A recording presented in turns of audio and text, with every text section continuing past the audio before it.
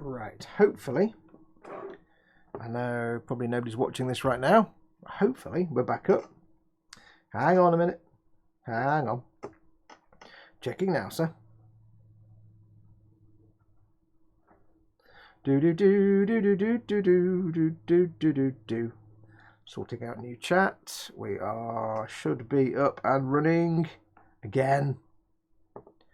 Holy moly.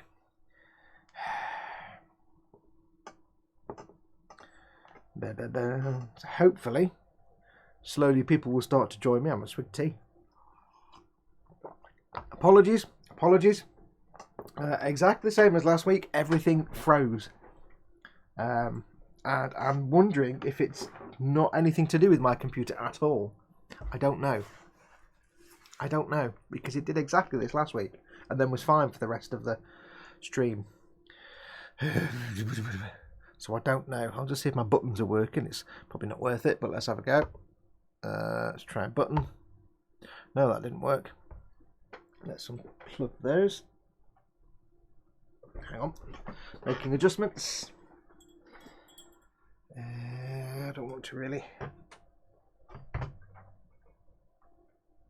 I'm wondering if it's something to do with Windows, like updating and running background stuff. I need to turn that crap off. I don't know.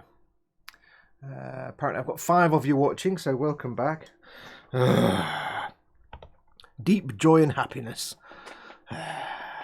Right, let me do a quick test. Let's try this.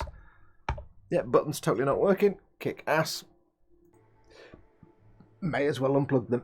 There you go. Saves a bit of system resources, doesn't it? Right, I shall also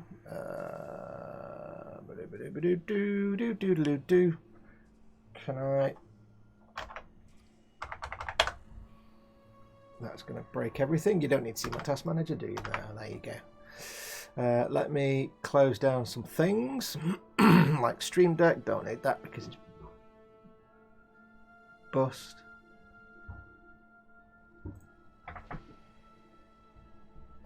Let's have a look. If I can shut Streamlabs down before it keeps moving. Right, so we'll crack on in a second. I'm just shutting down some nonsense I don't need. That's fine. 46% CPU. Okay, right, we might be all right now. We might work. I don't know. We'll find out. Anyway, where were we up to? Right, God knows where it's left me now. Oh, could be anywhere now. Could be anywhere. So welcome back to everybody who's come back to us. Apologies when the computer crashed. Of course, it kills the screen eventually, and I've got no way to restart that specific stream, so it will just generate a brand new stream. Welcome, Snowman. You missed all the breaking. Edward Leonard says, Fox, you broke it. Yes, I did. I don't know if it is. I don't know what it is. I don't know. I'd like to think it's some background process on Windows that I can just schedule out so it doesn't run on the Saturday between these hours or what. It never does it on a Sunday. It never does it during my live stream on the Sunday. So I don't know. It did exactly the same. I mean, I have got like Streamlabs and the streaming to the Xbox thing, and I've got other stuff open, but I don't really know. We'll find out. Anyway, let's jump to the next system because there's nothing here, I don't think.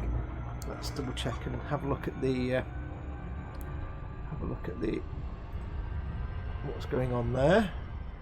No, there's nothing of any worth in here, so I'm not going to bother. There's no nav beacon, I don't think. Nope. I need to reset the nav beacon, the waypoint marker. That's not what I wanted. So I need to try and find out whether if it's going to do this every week, then this stream series is going to come to a crunching halt. Because I can't be doing this every week. So I can only hope it's something on Windows. And not necessarily just me overloading my PC with too many things running. It could be. We'll see. But it did this last week. And it's incredibly rare that my computer actually just stops and falls over. It almost never happens. So yes. Hello, what happened? Says Carolina. Welcome, Carolina. Michael Stroman is in. Chris is back. Computer broke again. Everything just froze. So unfortunately that kills the stream and I have to start a new one, which is a bit of a pain. Right, let's have a look at this system. Do we have a navigation beacon? No. Right, let's have a look at the system. A quick squiz. Well, I can't see anything. But then I haven't scanned anything. Some signal sources. But nothing else in this system, it looks like. So we'll go on to the next one. This is class K. So I'm still working my way towards Maya. Because Maya is where I need to go to get me meta alloys, which is what the engineer Felicity Farsia wants me to get. She hasn't told me that yet, but I know she wants me to get that, so that's what we shall get. So we've got 10 of you now, so welcome back all of you. Apologies for that. So hopefully it's something I can fix. Because if not, like I say, if it's going to do it every time, it makes this an impossible series. So it's the downside of not having any kind of capture cards and all that kind of goodness. I did look into getting like an Elgato capture card, but they all need USB 3 and I don't have a working USB 3 socket. I do have one single USB 3 socket, but I kind of broke it. So, yeah, I have to work with what I've got. I could stream this up through Twitch, but that's absolute garbage. Or I could stream it straight to Mixer through the Xbox and just not have the PC at all. But again, it's absolute garbage. I mean, I don't know what kind of image quality you're getting. I'm sure you're still getting some pixelation, but streaming to Mixer, anything moving fast, it's absolute unwatchable garbage. It really is.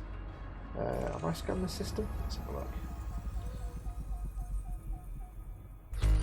Also, the other thing is, of course, I'm monetized on YouTube. That's why I want things on YouTube. Right, we've got some interesting things here. What have we got?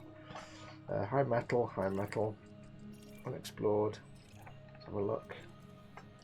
See, none of them are screaming to me ammonia world.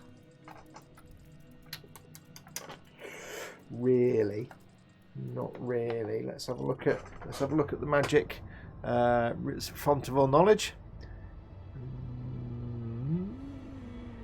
Nothing yet. There's nothing telling me that it looks fantastic that I want to go and scan it. Bibidoo. So this is why the EDSM website comes in handy, because these just say unexplored, so I don't know what kind of planet they are. I know from experience looking at them they're probably just rocky worlds and therefore not that useful, but some of them might be. Nope, I didn't want to do that. Never mind. Oh, press the wrong button. So it throws me when the system crashes like that. That's it most of it. So I'm gonna have to do a probe. I'll do some probing. Let's go back into frame shift, into Super Cruise, and we'll do some probage.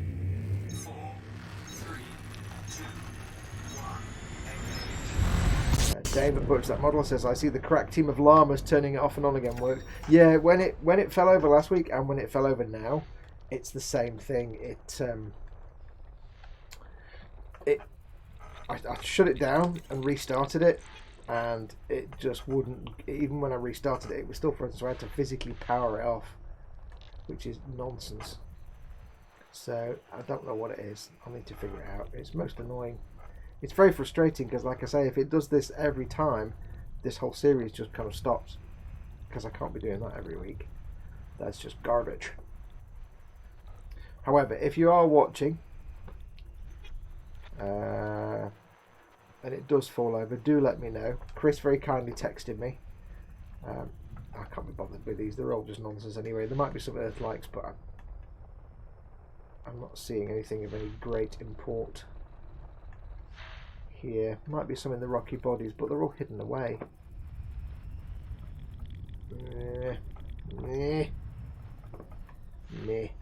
No, let's just move on. Beer or day, I do that.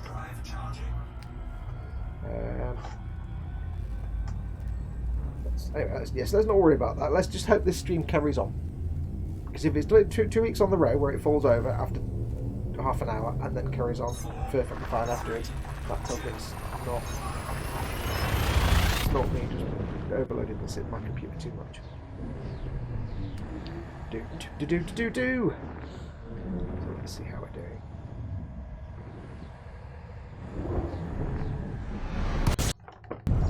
Because honestly, my computer never freezes. Not completely globally.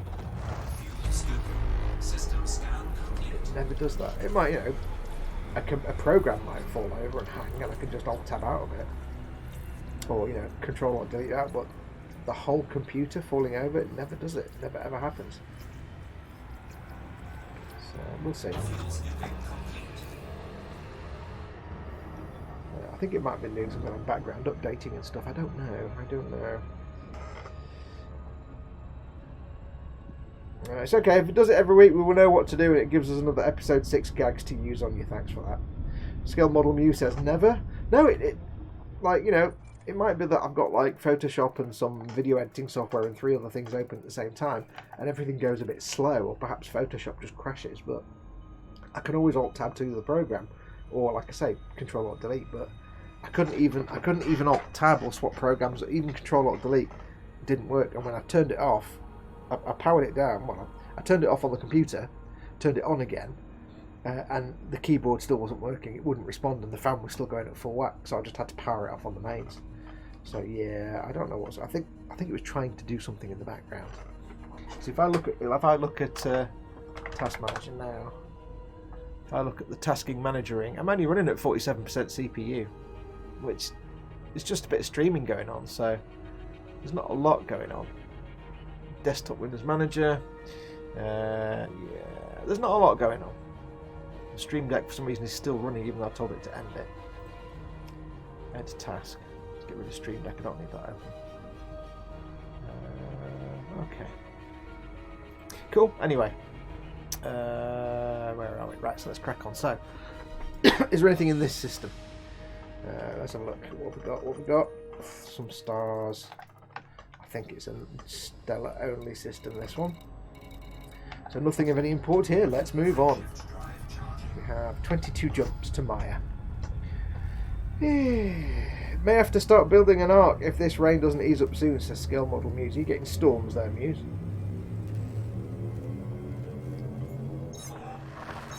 It's quite nice outside today.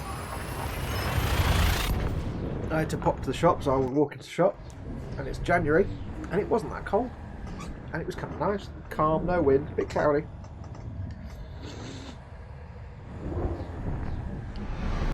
But I don't know if anybody else has picked up on this, but it could be my imagination. But like, you go outside during the day, given that it's January. The daylight in January is often has a blue tinge to it, or a very white tinge, because it's cold, it's winter, the sun's low in the sky. But there's just a very slight. This is kind of hard to explain, but there's a very slight orangey tinge to the world when I go outside. Not really that you'd really notice. It's just very, very subtle, like a very fine orange filter. So I don't know what's going on right now. Let's have a look. Anything looks like anything of interest here? I don't think so. We've got lots of unexplored. What's that? But nothing worth any interest. We are actually a bit out into the sticks here. If you look at the map, this is the bubble here. This kind of area here is the bubble where all the civilized systems are, the populated systems. This isn't far out of the bubble, but it's kind of moving into the uninhabited area. So all these star systems tend to be a bit, well, uninhabited, funnily enough. Just double check what I'm filtering. What am I filtering? Yeah, that's about right. So there's not a lot of nav beacons or space stations out here. I'll just double check the leg end. There we go. just going to do some things at my end. Ignore me for a second. Right, there we go. Now I can't see the streaming software. I've put the... just double check you're not looking at that permanently. Yes, I'm just going to... what am I doing? I can't get my words out. There we go. Right, let's go to the next one. I'm a bit 6s and 7s today because that threw me that crashy. Also, I'm not feeling particularly brilliant today, so do bear with me if I'm a bit broken up and fractured and not quite making any more sense than normal. Muse says it should have been snow though. Now it's muddy. Mother Nature is off her meds again. When it's like this, it usually starts to snow the first day of the convention I go to in late February, and we'll have snow well into April. Wow. We're lucky if we get any snow.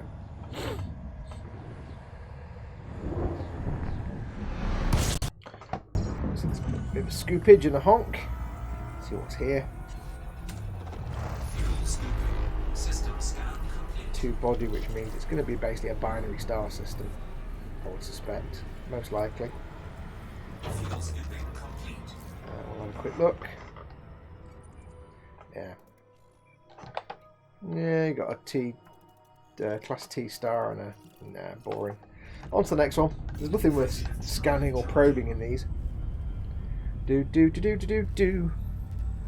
to the next one. Anyway, what was I talking about before we all broke and fell over? Yes, talking about our week, weren't we?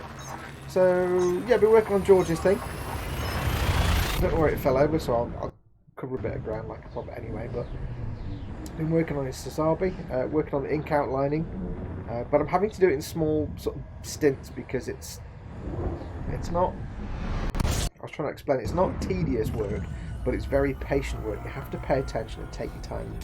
It's very delicate and fiddly. And because of that, you can't sit there and do like an 8-hour stint day after day because your brain would explode. You kind of have to do it in small bursts. So it's very slow going. Oh, hang on, what's that? Oh, hello. Oh, there could be a water world in this system. Looking at my lovely little scope here. So there's something of interest. So let's go and find this first of all. So let's just line up the scanner. Find it in the system. There's something of interest here at least. Now if there's a water world, it may well be that there's also something else of interest in the system. It may be like a couple of terraformables. Oops, didn't want to do that. I've moved off there. There may be some terraformables which I'll be most interested to find. But there may not. It might just be one water world. There it is. It's in there somewhere. There we go. Yes. So what we should do with all due haste is go to this body and scan the living daylights out of it. Now there may be other planets as well worth looking at, but we'll have a look at them in a minute. So this is 11,000 light seconds. This may take a moment. So while I'm doing that, let's have a look at this magic thing and see what it says. Okay, there we go. So you can see we've got 2. We've got Hyades A2, which is a high metal content world. It's just a normal bog standard high metal content. In fact, let's have a look. But it's terraformable. That's why it's listed. So if I go to, if I unfilter this, if I unfilter system because it makes things too complicated. So we've got A2 and C1. C1 is the water world. So A2 is the high metal content world. So I want A2. So let me turn that off so you're not looking at that. A2.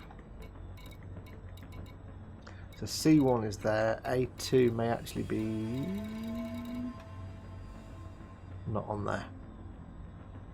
Okay, so I want A2 and the water world. So there's 2 things I want to scan and probe here. So this is A, B and C are the 3 stars. I'm currently on C1, which is the water world there. However, A2, this is the A star, it's the main host star, will be this one, I suspect.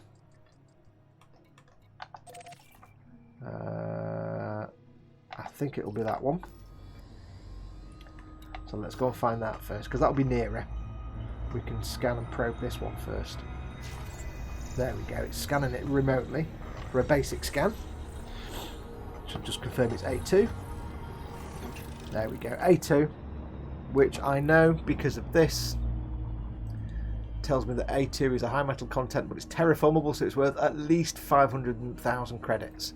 So let's go and probe. It's time for probing. Yes, it's probing time. So let's probe this first. There we go. Sometimes you have to do a little bit, when there's no navigation beacon, you don't know the names of all the individual planets, you have to do a little bit of investigation and detective work to find them. Now, if I didn't use that EDSM tool on the EDSM website, I wouldn't have even known there was. I would have realised there was a water world because I got that from my scanners, but I wouldn't have known that this high metal content world was worth 500 grand because it's terraformable. High metal content worlds themselves are worth nothing. They're worth absolute, like, just they're not even worth probing. But when they're terraformable, that can increase the value of them massively. 6 probes, 2, 3, 4. Probing now, sir. 5. Probe. Probing time. Yeah, so this kind of world on its own will be worth, like, 50p. But because it's terraformable, it's worth a bajillion credits. So it's more than worth me scanning it, so that when I go back to a space station, I can cash that in and make all the monies in the world. So that's that one. So now it's time to go and find the water world, which was I can't remember what it's gone for. It's got off a test system map because it was this one. Yeah, see, there's lovely. So this is 11,000 light seconds, so it'll just take a minute or two to get there at full whack. Probably get a good wrap of the speed of light. Let's have a look though. Let's look at the chat. Do you always scoop on the left? I like to scoop below me, says Chris at Gross Models. I used to scoop from underneath because I don't know why. I used to have like the orbit lines on. If you don't know what that means, if you look on one of the options in the game, is to have orbit lines on or off. If you have orbit lines on, you see the lines that show you the orbits of all the different planets and stars in the system. And when you go up close to a sun, you'll see it better from above. You'll see all the like circular orbit lines. When you go up close to a sun, you see a line around the edge of the sun, and that's, I think it's the Lagrange point edge. But it's also a good indication of how close you can get to the star without exploding, so you can scoop fuel. So I used to have the orbit line, or the sort of the corona line, just at the top of my cockpit. But then one day I kind of did it to the side, and I found it was a lot easier to maintain my position and temperature by doing it that way, to the side. It's just preference. Some people like it below, some people like it above. Turn orbit lines off now because they do my head in. They are kind of handy if you're looking for planets, because if you just look out the window and you see lots of little pinpricks of light, you don't know which are stars in this system or planets in this system and which are actually in different systems. It does give you an idea of where you're looking for specific things, but I've got used to it. So. I scoop to the left as well. Can't be doing with dressing to the middle, Chris, says Dave. Well done. All depends on what I'm wearing, says Chris. I thought you always went commando unless in a kilt, says Dave. We'll just leave that conversation there. Michael Strowman says E.T. This is where he gets jumped by Jack Sparrow and co, says Butcher that model. Probably unlikely here because it's an uninhabited system. You don't really tend to get interdicted by piratey types outside of systems with space stations and nav beacons. You're fairly safe. If this was open play with other members of the public, like other people playing, I'd be ganked every 5 minutes, and that's why I don't play public. But Eon's Car is in, says hello all, welcome Eons. Now, because I did press all the buttons, everything broke. Can you all let me know if the audio is still fine? If I'm still not too loud or not too quiet?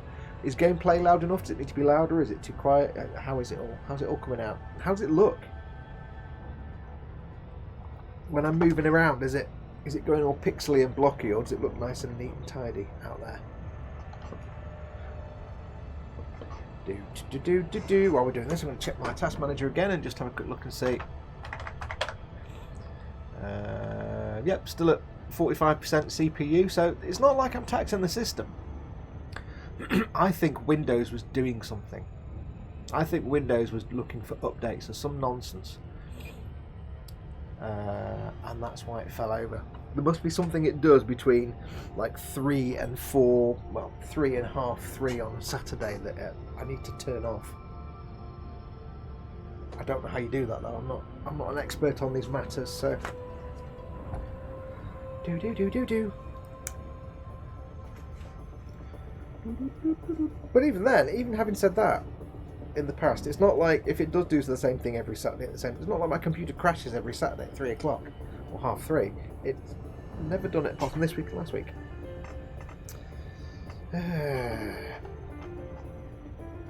I think Fox is doing something, not Windows. It's entirely possible, but I don't know why. I don't know why. Once it's done it, it doesn't do it again. So I don't know. I really don't know. No idea. I know not. Nearly there. Nearly there. Looking good, says Michael. Thank you very much. Okay. It's fine, says Dave. Yes, so anyway, yeah, what have we been up to this week? So I've been working on George's Sazabi. That's it, really. Been working on that in little bits, little spurts. Here we are. What else have I been doing? That's kind of it. I played a bit of this just to, break up the time I was doing other stuff. That's it really this week. Joined Chris's stream on Thursday. Did the E-model stream on Monday. Other than that, bit of, real life stuff I've had to do. Nothing too amazing, really. Nearly there.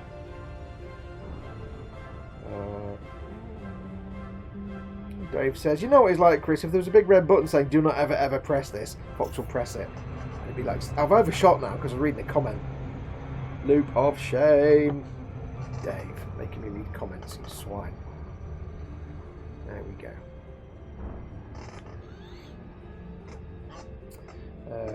Several times, says Chris. Yes. See, you made me do the loop of shame then. A bright purple T-type star there. It's quite pretty. I assume it's a T-type star, yes. This is a binary system with a star and a planet, and that's it. So, because it's a T-type, of course, it's not a bright star, so this planet's kind of shrouded in darkness and darkitude. Or I could just be on the dark side, that's the other option. I could be on the wrong side of the Terminator. Terminator! I got news for you. There is no bathroom. It's not a tumor. It's not a tumor. Right, probage. We need 7 probes. 7 probes. 1, 2, 3, 4, 5. I'm now probing in the style of James Mason. That's 7 probes sent to the planet. See if we can get a scan efficiency bonus. Now you can see at the bottom there where it says first discovered and first mapped by. These are planets that have already been mapped and logged. I'm not going to get my name on this. I'm not going to get a bonus for being the first person to discover it. But I will still get a whole shed load of money if I cash this into Universal Cartographics. Because even though it's previously discovered, it's new to me. I'd get a lot more if it was never discovered by anybody. And that's how we'll make our money. Let's go on to the next system. That's how we'll make our moolah. Let's make sure there's nothing else to get. Yeah, we've done C1s. That's just those two. So there we go. That's all of them. That's how we'll make our money when we eventually get the ship engineered up and go off into deep, dark depths of deep space to go to the black hole in the centre of the Milky Way. Sagittarius A star. We'll make our money by just doing this, basically.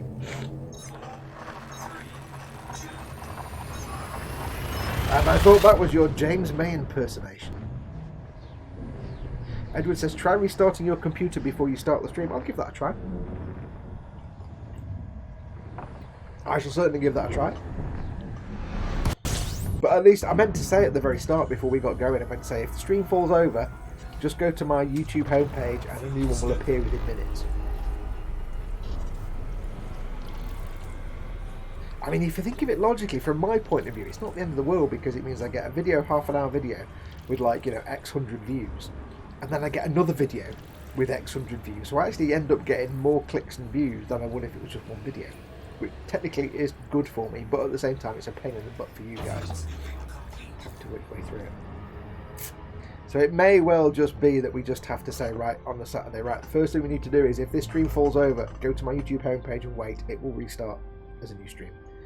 I don't know. Right, so I've got to, let's have a look at the system. What have we got? We have icy bodies, don't care. Asteroid clusters, really don't care. Gas giants. Not that interested. Got some transient signal sources. Have we got any high? We got any high quality ones that might be nice things I can collect? These are like transient radio emissions and like radio conversations and comms sources and stuff. It's worth checking them because it's where you get resources from. I need a high level one now. You get resources for your engineers, so I'm looking for these as we go along, but I'm really at the moment focusing on high grade emissions, which are the ones with the best kind of loot. But at the moment, there's no high grade emissions, just degraded, so we'll leave those. So there's nothing that I can see here. Possibilities, they're just rocky worlds, high metal contents. They might be terraformable. These will just be icy bodies, so I don't care about those. Let's take a look. It might not have updated yet. No, we're still on the last system. Yeah. Now, the thing you have to watch for with EDSM is, it says at the top there, at the top right, refreshing in 30 seconds. Sometimes it decides to not refresh for like 24 hours and you have to just press the F5 to refresh it, so it actually refreshes for you. It can be a pain. And sometimes it gets out of sync. So, well, there's nothing here anyway. It's not... I don't think there'll be anything of any worth here. Yeah, we'll move on to the next one. There'll be plenty more fish in the sea. We're not in any great rush to map every single planet. This is a well-travelled path because everybody who need... This is the thing, right? We're going to the Maya system for these meta alloys. This is the only place in the entire Milky Way galaxy that you can get meta alloys. So everybody in the world and his sister and his dog and his cousin has done this journey. They may not have gone to exactly the same stars, but they've done the same journey.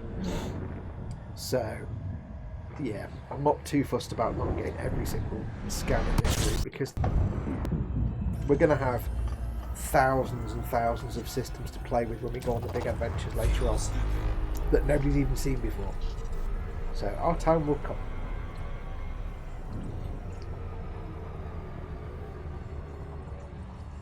Scoopachons, pooping and a scooping, scooping, pooping, pooping, scooping, pooping, scooping. I seem to be like dropping down. I moved too far away there. Yeah, what Chris was saying, I think Chris was saying you like to have it. I used to have it like this.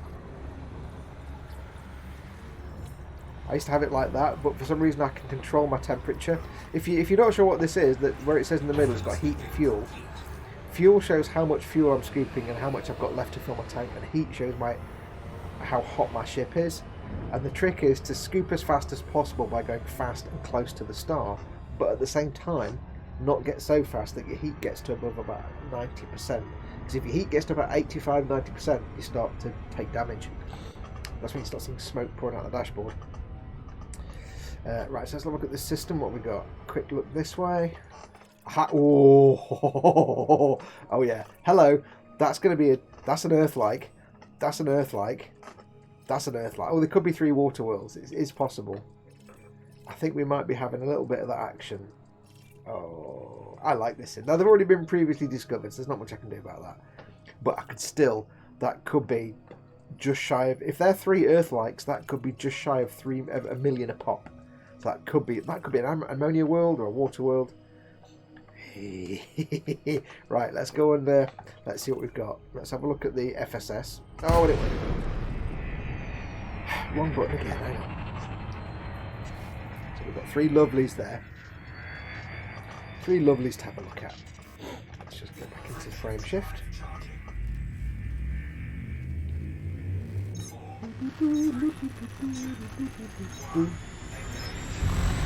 If you're getting confused by all these different scans, you can see in the bottom right there where it says D scanner that's moving now. That's my yeah, I can't remember what D stands for. That's called honking the horn. That just gives you a quick look around the system, and it basically gives you this. Anything close to where you are when you hit the horn, it might give you that kind of information, very basic information. You'll know what they look like at least, and whether you can land on it or not. What I'll then do is I'll go into the FSS, which is the first scanner. It's the full system scanner, I think it's called. This is where you can see the type of planets. So you can see these ones here. If you look at the little bar at the bottom, you're getting frequency responses on things. So over here you'll have things like transient signal source. You can see in the bottom right it tells you what they are. That's like comms beacons and stuff like that. This will be things like little rocky bodies and asteroids, but there's nothing there. We've got some high metal content worlds. They'll be the first three next to the star. And then we have Earth-like worlds, and we have water worlds. So what you can do, if I hadn't seen that other map that showed them, I could use this scanner to mark them off. So this will unlock the type of world. Excuse me. Excuse me. Now I don't need to do this because, but I'm going to anyway. I know that just from looking at them, that's a rocky world, that's a rocky world, those are rocky worlds, that's probably an Earth-like, and they're probably water worlds. I could be wrong, but those four are of interest. These three are they might be terraformable, we'll find out. But it's worth doing the frequency scanner, the full system scan, just to see what's what. So if I select Earth-like worlds, which is you can see the scanner there, get that frequency. We'll move around the system. This is just probing in more detail, basically. What's that there? It's not going to do that. You can see we've got something there. It's probably going to be, I reckon it's going to be one Earth-like and two water worlds, maybe three there. Right, okay, there it is. There's something there. There's an Earth-like here somewhere. Let's go in. It's going to be in this little subsystem, I suspect. There. There you go, Earth-like world. 43 Tauri 6, so we're liking that, we are liking that. So you've got, on here though, you've also got water worlds. So if I tune the fine scanner to here, see I'm moving it here, if I tune it to here, which is now looking for water worlds, that's not, that you can see this is going to be a water world because the white circle means you're locked onto a signal that matches the signal I've selected. If I go in, that's a water world, orbiting an Earth-like world, and I suspect this as well.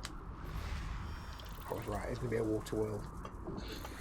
Now what happens with this fine scanner down here at the bottom, when it just goes from like a waveform like this to a coloured dot, that's basically saying you've got them all now, there's no more left to find. So I know there were two water worlds and one Earth-like, everything else are just the high metal content worlds. And what I can do, if I'm cheeky, if I go to EDSM, I can see there's a lot more. I've got the water world and Earth-like a water world, but there's also Tauri 3 and Tauri 4. You can see there on your screen. Tauri 3 and 4 are also they're high metal content worlds, but they're greened on this list, which means they're terraformable and they're worth a lot. They're worth $500,000 each. So I'll turn that off. We'll come back to those in a second. So it's Tauri 3 and 4. So we have, if we go back here now, we have that water world, Earth-like, water world. I don't know what that is. Don't know what that is. But what we'll do is we'll come back into the FSS because we need to find 3 and 4 now. So we may as well scan the rest of these just to make sure we get the two that are going to be probable. Probing. That's going to be a signal source because it's not showing up. That is Tauri 8. That's Tauri 2. So I'm on this frequency here, you can see. It's still got a frequency like a waveform on it, which means there's still things to be scanned. That's a radio signal because it's not is a dotted circle. It's not what I've got selected. Basically, a dotted circle means there's something there, but you've not got the frequency selected. If I go to there, you can see it goes to a white circle. That means that's the thing I'm looking at. So here we can click on that. There's 1. There's 3. There we go. So what that does is that's just now means that I can look at these, and instead of just seeing unexplored, I can now see that's 43 Tori 1, that's 43 Tori 2, that's Tori 3, Tori 4, and this one over there is Tori 8. And again, I need to look for 2 water worlds, an Earth-like, and 3 and 4. So we'll have a look and see which is nearest. So it's 3, 4, 5, 6, and 7 are the ones I want. So 3, 4, 5, 6, and 7. So we'll just have a look. So 1, 2, 3, 4, 5. So 4, 3, 7, 6, and 5. They're in that order. So 4 is the nearest one. It's time to go probe-tastical. Let's go probe. Probing times now. Please, yes, thank you, please.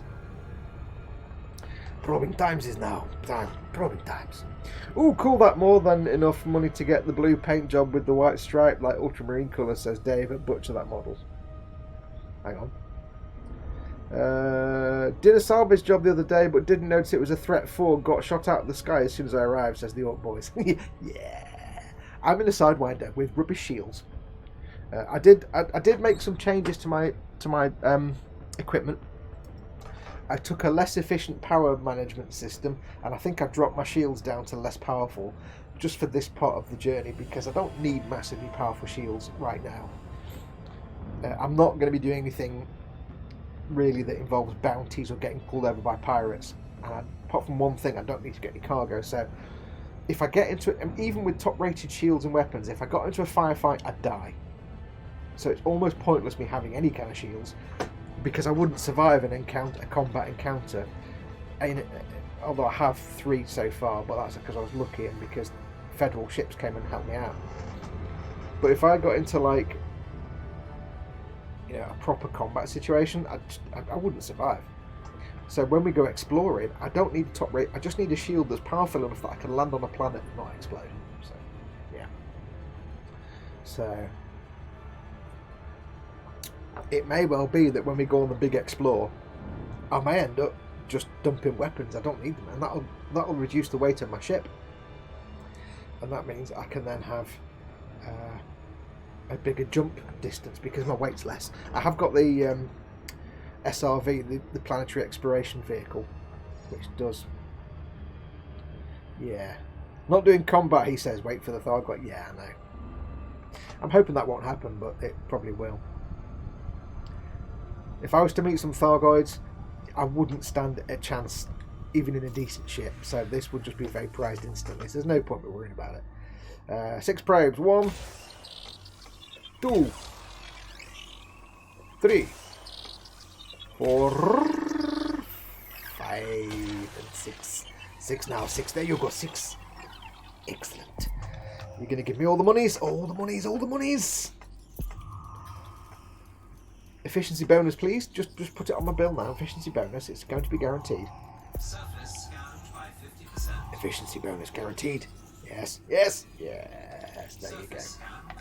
Right. So that was Tori 4. So we've done 4. Next is 3. That's the next nearest one. 4 point something light seconds, but it'll take forever to get there because we have to slowly speed up from nothing more. We've got the gravitational well of the planet we're on, so yeah. For the next one. The box. Hey, welcome to the box. The box says Thargoids are so slow like everyone else. I've never encountered a Thargoid. This is only my second playthrough. My first game, or my first alt, is currently in the middle of, I think, Hawking's Gap, exploring, working his way, doing a circumference sort of in a crate Mark II, and I've been playing that for like 3 years. This is one I've just set up just for this stream, so I've not done anything in this yet. I've done very little in this ship. But yeah, I've never actually come across Thargoid yet. Because one of them's just been out in deep space forever. May never see them, so. So we'll just a bit of probage. Probe time, gentlemen. Ready the probes. Maximum probing action. Hot probing action. It's an old joke. I'll keep making it till the end of time. Probes away. So yeah. So anyway, that was my week. Going back to a conversation from 45 minutes ago. Handbrake turn. Sorry about that. So what have you guys been up to? How has your week been? Now we're on the weekend. How has your week been? What have you been up to this week? What have you learned this week? What have you done? There's been laughs, there's been crying, there's been friends, enemies. What's been going on? So that's 3. We've done 4, 3, 1, 2. I've lost the numbers now. Hang on. What do we need? 4, 3. We've done 5, 6, and 7. 5, 6, and 7. So we want 7's the nearest. I'll just turn that off so you can see.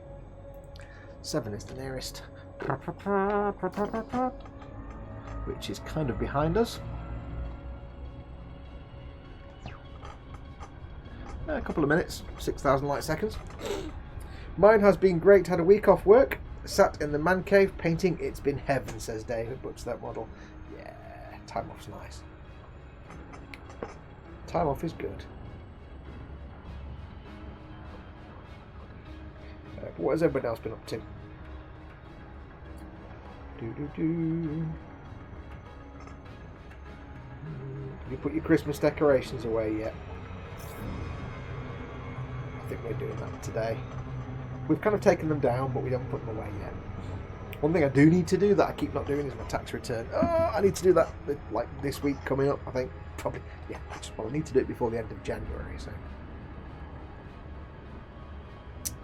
Big T. Snowman says, today's been one of the best days in such a long time for my family. Good to hear it, buddy. If you've been going through tough times, it's nice when a good time comes along. It's always good times when that happens. I've got the sniffles. This seems normal. Okay, we're currently cruising at 20 times the speed of light. 4 minutes out from 43 Turai 7. And Gaudi. This is Ein Wasserwelt.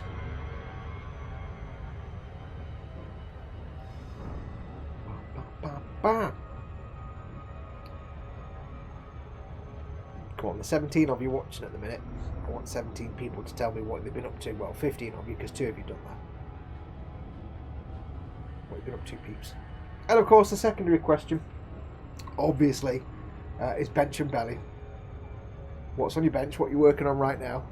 And what's in your belly? What are you going to have for your dinner, or what have you had for your dinner?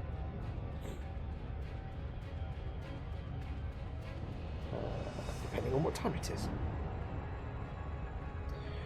Jans Carl says, been doing great, painted a few things up, passed several mastery tests on Warframe. Don't talk to me about Warframe. It's a dirty word in this house, that game. They can GTFO, they can. Snowman says, my 6-year-old nephew has just been selected for the Hibernian Youth Squad. He sings his contract on Wednesday. Wow, I'll just read that again because it's too small for me to see. My 6-year-old nephew has just been selected for the Hibernian Youth Squad. He signs his contract on Wednesday. Awesome. Congratulations to your 6-year-old nephew, who will be famous within 10 years and supporting you in your old age, which is always a winner. Always a winner. Never a problem. Congratulations. I don't know what we're having for dinner tonight. No idea. Ideally, it's something where we dial some numbers and a little man turns up. That'd be brilliant. Unideally, it'll be something I have to make. Oh well. Never mind. Although if Mama Fox isn't feeling too hungry, of course that means I can have microwave curry. Woohoo! Minimal effort, maximum curry action. Yeah. Get in. 7 seconds, throttle to 75%, avoiding the loop of shame. There we go. Now you can, if you want to, set a button to automatically drop your throttle to 75% when you press it. So you can always avoid the loop of shame. But you know what? That's boring! I want to manually... I've got a HOTA stick. I want to move my throttle stick backwards and forwards to do it manually so I can have the experience of wiggling my sticks. Eon's car says something which I'll read in a second so I don't just fly into this planet because that would suck. So give me a second. This is a water world. We should do some probulations. Stand by to be probed, water world. 43 Tauri 7. And slowing down a bit more. Slowing down. There we go. Activate probologies. What's this? 6 probes. Jolly good. 1. 1, 2, 3, 4. 4. Zech. There you go. Done. I didn't mean to go Zech. Zex. I don't know why I went all Norwegian then. Or Flemish. Belly is a chicken sarnie, says David Butch that model. Bench is a chain rasps because Army of the Dead. Surface scan complete. I did the in there, didn't I? Ian's car says belly, chicken, bagel, and caramel ribbon chocolate bar, and late freezer food, and on the bench 2 super mutant hounds. Hounds! Right, which one was that now? I've forgotten. That was 7. 5, 6, and 7. So 6 next, and then 5. This is the Earth-like. This is where the money is. Time for the money shop. Ew!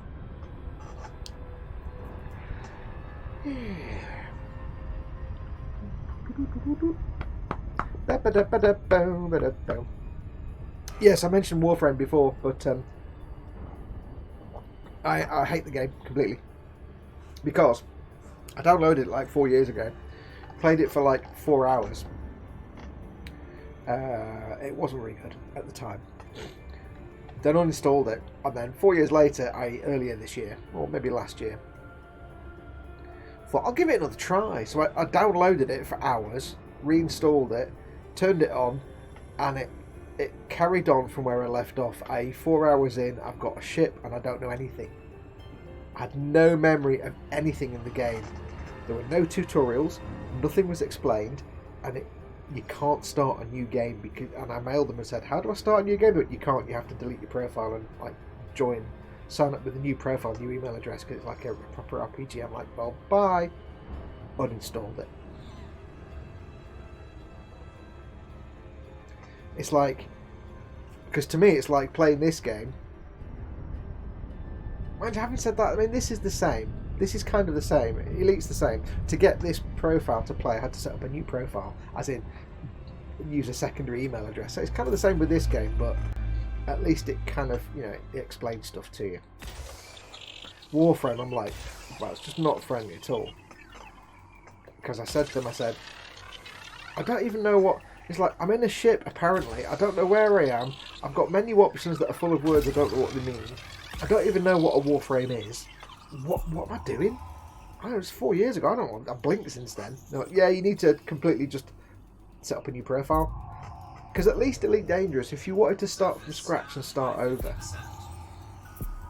if I played Elite Dangerous, my options would be, and I didn't play it for like 3 years, 4 years, and I came back. My options would be, I can play the tutorial missions and pick it up slowly. I've forgotten which one I've not done now. I could. There is an option to completely... I've not yet mapped that planet. I've done that one. There is an option to start a new game, and it does delete your old game, but it starts you from scratch. Or if you don't want to delete your old game, you can just sign up with a new profile and new email address, which is what I've done for this one, because I wanted to have 2 games on the go at once. And that's the difference. With Warframe, you didn't have the option of just delete your previous saves and game and just start from scratch. They were like, no, you can't do that. You have to just get a second email address and set up a new profile and start from scratch. You can only start the game once, and that's the only option you've got. And also, there's no training or tutorials. So, bye! So I've installed it, and I will never install it again. There you go. Warframe is not friendly to new players unless you ask around on chat or Reddit or region chat, says Eons. Yeah, it's just it's not friendly to new players, but it's not friendly to players who've not played it for 4 years and can't remember anything. Oh, and I've overshot again because I wasn't paying attention. Chris, it's your fault. God damn it. So, loop of shame, loop of shame. There we go, through my own exhaust wake. So yeah, there's I mean, Elite Dangerous isn't that friendly to new players, even though they've got the new training setup. It's still quite confusing and not easy to pick up, but it's better. But at least if you went away for a few years, you could come back to it. Oops. And there's options. But with Warframe, it's like, no, you just SOL, mate. 3, 4, 5, 6. Sorry, no, you have to get a second email address and join our set up a whole new game with a whole new email address, new log on, everything. I'm like, how about no? How about I'm not going to bother?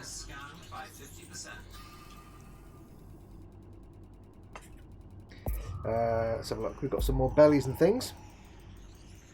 There we go. That's this system now probed. Maximum probage achieved. Quick look at with the wrong button pressing and everything. Didn't want to do that. I'll have a look at the chat in a second when I've just fixed my mistake of falling out of frame shift. I'm doing it. Yeah. Friendship drive charging. 3, 2, 1, engage. Anyway, yes, let's have a look. Beep, beep, beep. Dave says he's going to get grabbed by the Goids and probed in a minute, it says, butcher that model. Maybe, but I'm not carrying anything at the minute that the Thargoids will be interested in, so I'm fairly safe. If I do get hyperdicted, they'll just examine me and fly off. But I'll tell you what, if I get hyperdicted for the first time and you guys are with me along the way, that'll be awesome. So look, food and stuff. Yeah, Eon's car says, yeah, Warframe has changed a bit, but Railjack is annoying. I have no idea what that means. I don't know. I don't even know what a Warframe is. So I said they didn't give me any help, so I just deleted it. Orkboy says, Belly, Christmas chocolate biscuit selection box. Yes. Bench Rippers Snarlfangs. Cool. Jimmy Bone says, Belly, fish finger and mashed potato sandwich. Oh, yes. Oh, I'm just wiggling my cockpit now out of excitement. Bench Airfix 172nd Buccaneer. Snowman says, I was playing Fallout 76, but I still can't get into it. Not as good as Fallout 4. That's because Fallout 76 is garbage. It's broken, it's rubbish, it's garbage, it's a live service nonsense, which is just no. Oh, we're going to the Ares Dark region. Whoa, this could be interesting. How many jumps have we got left? 17. Yeah, no, Fallout 76 is not a single player Fallout. It's not meant to be. It's like Elder Scrolls Online. It's online live service crap. Which is why I have no interest in it whatsoever. I want a single-player Fallout game. I don't want always online, other people, no NPCs nonsense. Also, yeah, it's my advice to you would be to just uninstall Fallout 76 and just play Fallout 4. There's really no benefit to playing Fallout 76. Plus, everything that Bethesda's done in the last year has been absolutely shocking anyway. Just read up. There's enough people there bemoaning what it's doing that you'll get the idea. I have no desire to give Bethesda any money for that game at all. Right, let's have a look at this dark region. Oh, I'm a bit warm. Hang on. I'm warming up. Oh, hang on.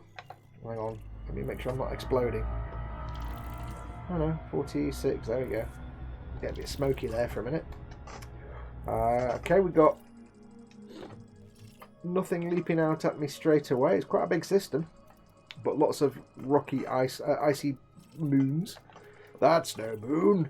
Ice worlds. That's potentially interesting. Could just be a rocky world. Given that it's surrounded by a couple of rocky worlds, it's probably just a rocky world. Yeah. See, that looks similar to an ammonia world, but it might not be. Let's find out what we've got. Well, water world. We like that. Gas giants, don't care about those. Earth, that's probably Rocky Ice Worlds, not Earth-like worlds. So we've got lots of rocky, boring ones. A water world. Some of these Rockies might be terraformable. So what we'll do, we'll find this one first. I'll just make sure this thing is up to date.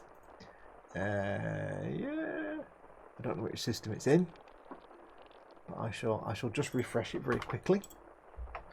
A bit of an F5 on that. Bit of an F11. There we go. So I'll give it a bit of a refresh, so it should pop up that in a minute. In the meantime, I shall find this water world. Wasserwelt. Die Wasserwelt. It's here somewhere. Komm zu Papa. Wer ist?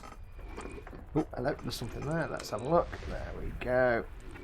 Kapow! There it is. Oh no. That's not a water world. Why? Oh, I moved the thing, didn't I? Oh, spoon! I moved my bits. Stop moving your bits. Right, there's nothing there. Where's this water world? Let's find this. There we go. Bam! And there it is. I thank you. Good night, Vienna. So we'll mark that. However, let's see how we're doing on the old system checkage. Nothing yet. Not fully updated yet. Oh, darn it. Well, let's go and check this puppy out. We can always scan this one and probe it, and then we can always come back for the others. So let's go find this one first of all. Probing time. It's not too far away.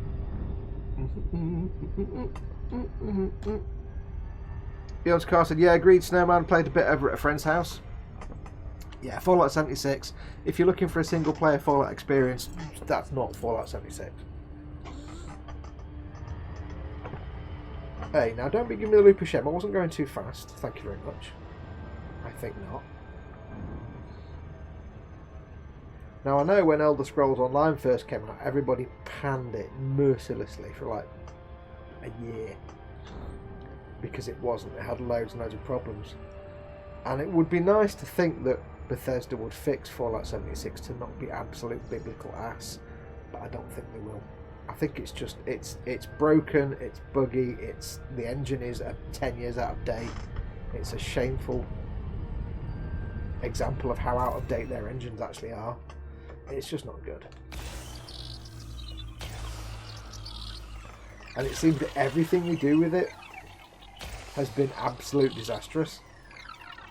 I mean, just look up, just even a simple look on YouTube, you'll see, just or anywhere, all the absolute catastrophes they have with that game. They can't do anything for doing anything wrong. Like saying, we're not going to have any like really nasty monetization, will be cosmetic only, and then like 2 months later, now there's things in the store that are not cosmetic only. Also, you know, a satchel costs $5. What? In real world money? It's like, yeah, I don't like it. I'm not going to play it. I'll never put any money in that game. If it goes free, if they suddenly made it on Games with Gold and it was free, I'd be like, okay, I'll give it a go. I'll have it up because it's free. That'll do me. But other than that, nope, I'm not paying Bethesda for that rubbish. Right, we have more than one world. We have. I've just done 259, I think. Yeah, I've done 259. So we also have 258, which is hopefully quite close by. Which I haven't scanned yet. That's going to be a high metal content world. So what we need to do, go back to the FSSSSS. We want high metal content world. That's these two. I want to find those. I need to find which one it is that I need to scan, basically. There's probably a few of them. I don't need to scan every single planet in this system because a lot of them are irrelevant. That's a rocky body. I don't really need to scan that, but it scanned it anyway. Why am I scanning rocky bodies? I should be scanning high metal content worlds. Yeah, so I mean, if Fallout 76 was games with gold and free, I'd pick it up because I'm never going to say no to a free game. I'd just get I don't know, think of a terrible game I'd get. Any terrible game I'd get if it was free. I can hear an enormous dog outside barking, and I'm not used to hearing enormous dogs around here. All my neighbours have stupid, yappy little things that you want to kick. What's this? This is asteroid clusters. Don't care about those. Come on, rocky worlds. High metal content worlds. It's going to be... Logic would say it's kind of going to be round about the world I'm near, because it's the next one along. But I ain't feeling it. I ain't seeing it. Could be along here somewhere. What's this? Play Halo 5 Guardians. Yawning Rack invited you. I would do, except I don't actually know who that is. And therefore, no. Also, Halo 5 Guardians, yawn. I like when you get these random requests from people you don't know. Typical Bethesda put out a broken game for the modding community to fix for free. Except there's no modding in it, so... Right, let's just not do that. What do we need? We need 5, 9. 1, 2, 3, 4, 5, 6. Right, the water world was 5, 8. So that is going to be 5, 9. Let's just, and also I forgot to take this off. I do apologise. I forgot to turn this off, so you didn't see any of that. I'm not going to go through the FSS. It'll take forever, so I'm just going to do it this way. It's 5, 9 should be the next one along. We'll see what this one is.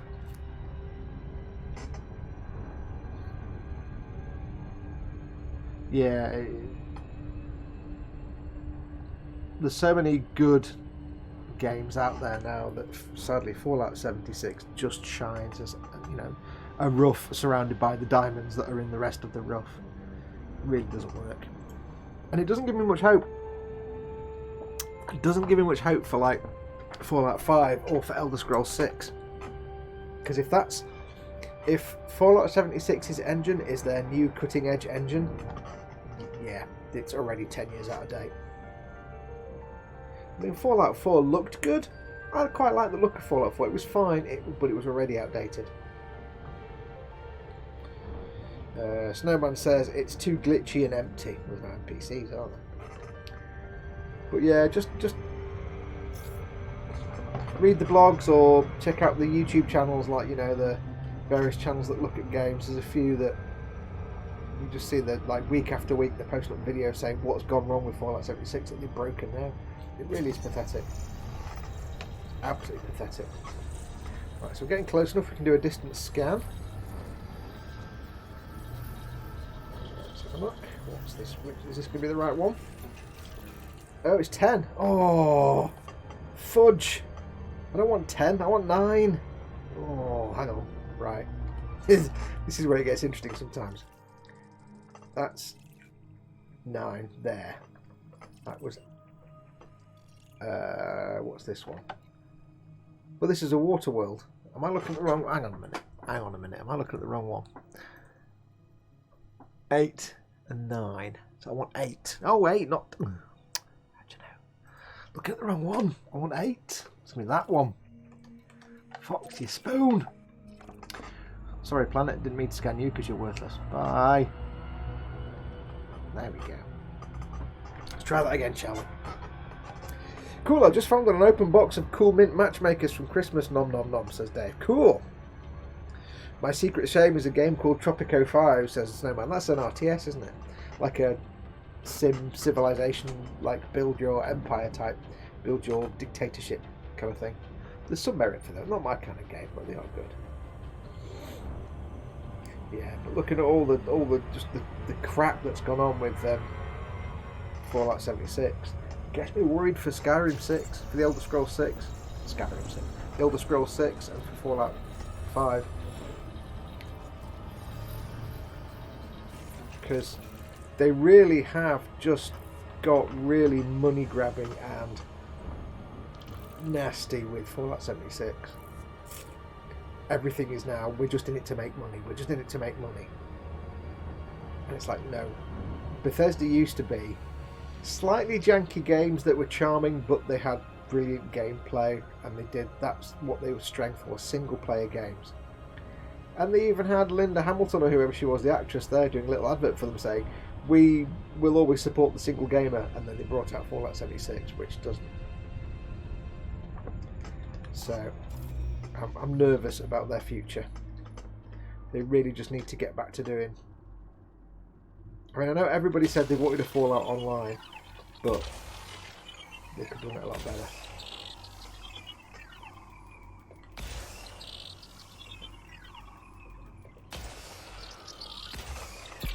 What people wanted was Fallout with co-op. What they didn't want was just money-grabbing, empty content. Really. Surface scanned by 50%. Look for 8, says Michael Stroman. Thank you very much. There we go. That's the one. Surface scan complete. Right, so we are done. We can now leave this system forever. Thank you, Michael. I'm sticking to World of Tanks and World of Warships, even giving up World of Warcraft after 15 years. Never played that. Oh no, I have played it once. I did try it once for about a few hours. Didn't grab me. Frameshift drive charging. I'm not a big RPG player. I like RPG light, like Destiny stuff, and Borderlands is kind of very, very, very light RPG. But you know, this is kind of RPG, not very light, but sort of a little bit. This is more sim.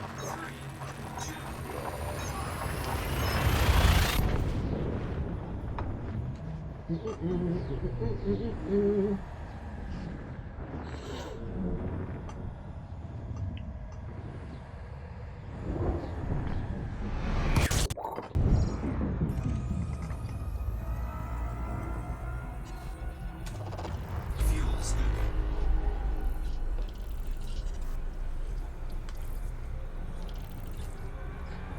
I kind of stopped there. I was in my own little world there, thinking to myself, and I can't really do that. I need to keep talking to you guys. Yeah. Fuel scooping complete. Right, let's have a look at this system. See what we have here, shall we? What do we have here in this system? We have nothing immediately interesting. That's a gas giant. That's rocky ice worlds. Don't care about those. There's some high metal contents, or one, maybe. I'll give it a shifting. Let's have a look. Could be anywhere. Could be anywhere. That could. Where are you? Where are you? Tell me now.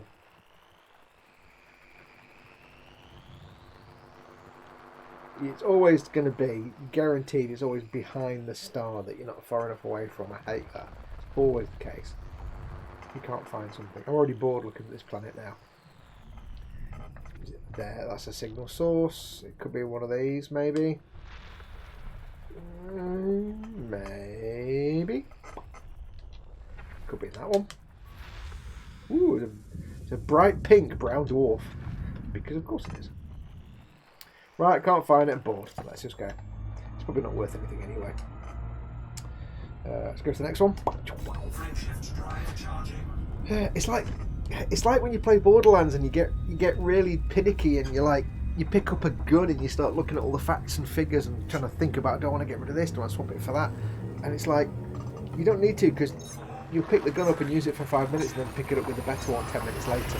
So I don't need to think too much about these systems, because there's plenty more to be had later on. I need to get my ship upgraded, so stop looking at all the roses, Fox.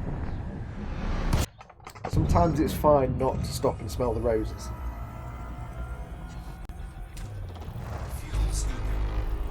We'll just do quick looks. I think for speed what we'll do is we'll do quick looks. We'll go in, we'll honk the horn, we'll have a look on the FSS, see if it's an Earth-like or a water world or an Ammonia world. If not, we'll go on to something else. So let's have a quick look at the Fissusissa, Rocky Ice Worlds, Gas Giants, don't care. There might be some terraformables in there, but we've got 14 jumps to go, so I want to get at least to Maya and to the space station in this show. Frame shift drive charging. I've given up on Blizzard games since the latest expansion came out. BOA. What's BOA? I don't know anything about Warcraft, so.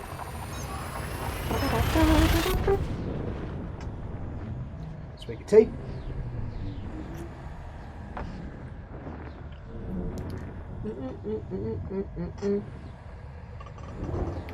Do. Wait, is it Blizzard that did Anthem? Is that Blizzard?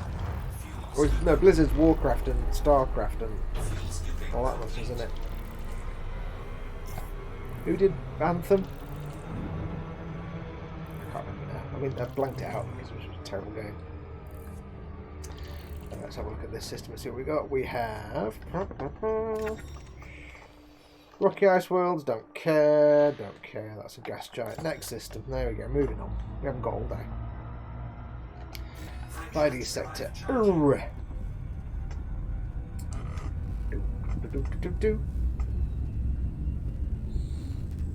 Next one, let's see what the next one has.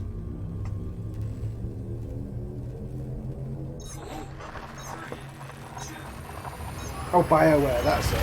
Yes, thank you, Eon's card. BioWare, that's it, BioWare. Yes. Another company that was well known for its single player RPG-like type games and then just went to the dogs.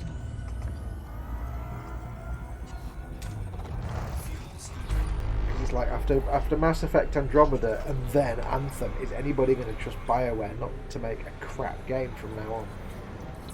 I know they've got that one that I can't remember the name of the franchise now that they're working on. Does anybody really have any hope for that?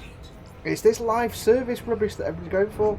They all want games to be online all the time, constantly, like live service. And now in some games it works, like Destiny is technically a live service game. You know what? It's fun. You can just play it as a single player game. But the others, no, it's just, no. Ugh, just stop. Just make single player games, maybe with a bit of online co-op. We don't need all this live service. Buy this, buy these packs, buy these weapons. We don't need all that. Just stop all of it. Stop. Just stop. Hopefully at some point the gaming industry will realise that live services for the most part are just terrible. And they'll go back to doing good stuff. Like I say, it does occasionally work. You know, like Destiny worked as a live service game. Destiny kind of works. It's fun, it's engaging, it has its moments. It's not a complete abortion. But things like Anthem.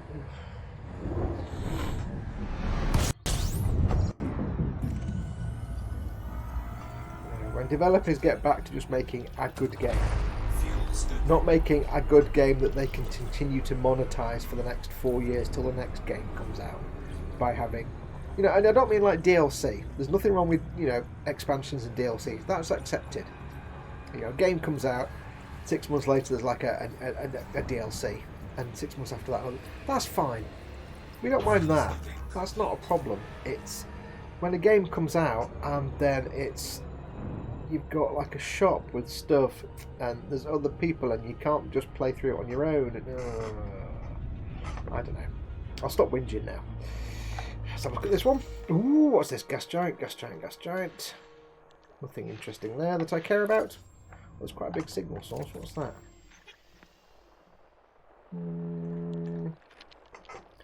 I'll have a look. I'll have a look at these signals so I don't hold back chat for them. I don't think they'll be interesting. Oh, non-human signal source, threat level 6. I'm not going there. You can just GTFO. I'm not going anywhere near that. Threat level 5. Oh, no. How about no? Threat level 4. Oh, this is going to be Thargoid, isn't it? Threat level 5. I'm in a Sidewinder. I can't take any threat level. I want abandoned stuff that doesn't cause me any threats. Oh, this is going to start getting sweaty time now, isn't it?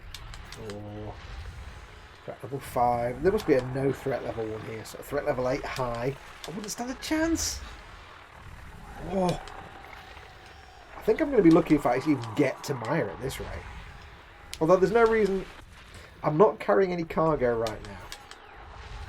So if I did get pulled up by a Thargoid, they just examine me and they go off about the business. Because that's what they do. You're not carrying any Thargoid relics or anything. They just kind of look at you and examine you, and then they go off about their business. I can cope with that. Ooh. But the problem is, when I pick up, I need to get meta alloys for the engineer. And it's the only place in the galaxy I can get meta alloys. And if I'm carrying meta alloys, they're more likely to attack me. Oh, oh, this is going to get interesting now. How many jumps have we got left? 11 jumps. And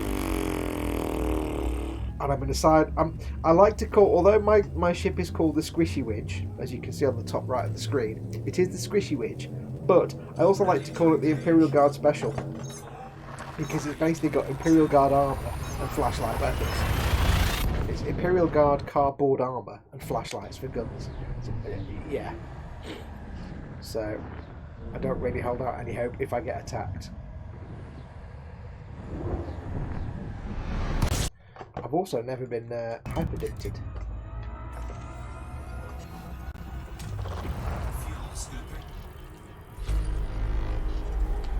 If you don't know what hyperdicting is, by the way, interdicting is when I'm in like super cruise like I am now. I'm travelling faster than the speed of light within a star system. A bad guy or a pirate can pull me out of this super cruise to attack me. However, what Thargoids can do is they can, when I jump to another star and I go through what's called witch space, that tube, that hyperdrive tube, Thargoids can pull you out of that. We don't have that technology, but Thargoids do. And that's called hyperdicting. Hyperdicting, even. It's like an interdiction in hyperspace. Oh, look at this now. Oh. Threat 5. Oh. Threat 5. Oh. If I see a threat none, I'll go and have a look, because there's no threat to me. But if I see a threat anything other than 0, I'm just running away like a frightened schoolgirl. I'm not even going to look at that. It's like, you know, when you're in a room and there's an enormous spider in the corner, you just turn the light off and close the door. That's my tactic with Thargoids at the minute, in my Imperial Guard ship. It's the best I can offer.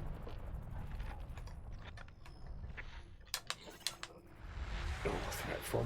The lowest they go is threat level 4. Jesus. Level 9. Oh, well, yeah, you need like old fleet. I'm just not even gonna. That's not even happening. That. I just need to get the hell out of Dodge. I think I don't need to explore. But the thing is, that does mean though there probably is an ammonia world here somewhere. There probably is, because Thargoids are supposed to live on ammonia worlds. See, that last system we're in had a green, although I didn't notice it because I didn't stick around. Yeah, I'm not sticking around. I'm going now. Bye. I need to get like nav beacons. No, I'm running away now. Bye. So it is entirely possible. That nebula over there in the bottom right. It is entirely possible that I could be hyperdicted at any point now. I've still got 10 jumps to go. Whoa. Every hyper jump now could be terrifying.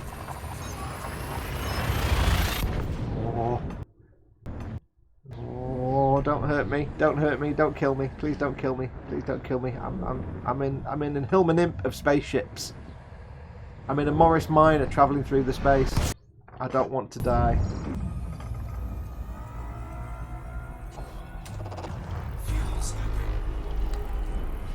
I'm just a little tiny ship with no threat to you. Don't hurt me. It's kind of exciting in the same ways it's also terrifying. Edward Lennon says, I like all the Oddworld games. Hi, I'm Abe. It was made from our bones. Yeah, Abe's Odyssey. Good game. Gas Giants. Oh, look at all these. Airlands everywhere. Airlamans. Oh, the level 3. That was level 3. Can we get a level 1 or a level 0? Ideally level 0. That'd be good. Xeno hunting, search and rescue and salvage activities. Oh. See, it could be like a ship that's been destroyed by Thargoids, and that's what you're picking up, and there could be some good salvage there, but at the same time there could also be some Thargoids there. Bye!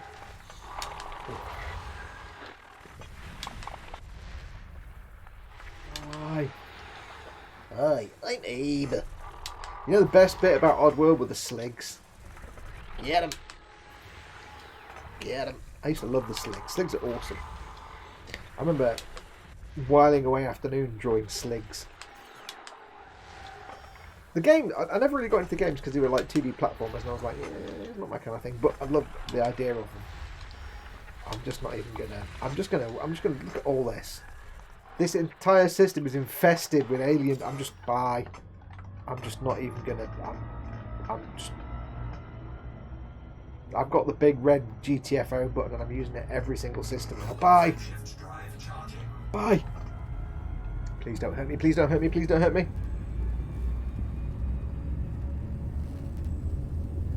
Yes, Phil, I know that. I haven't said that out loud though, for those that don't. I think that's a small surprise.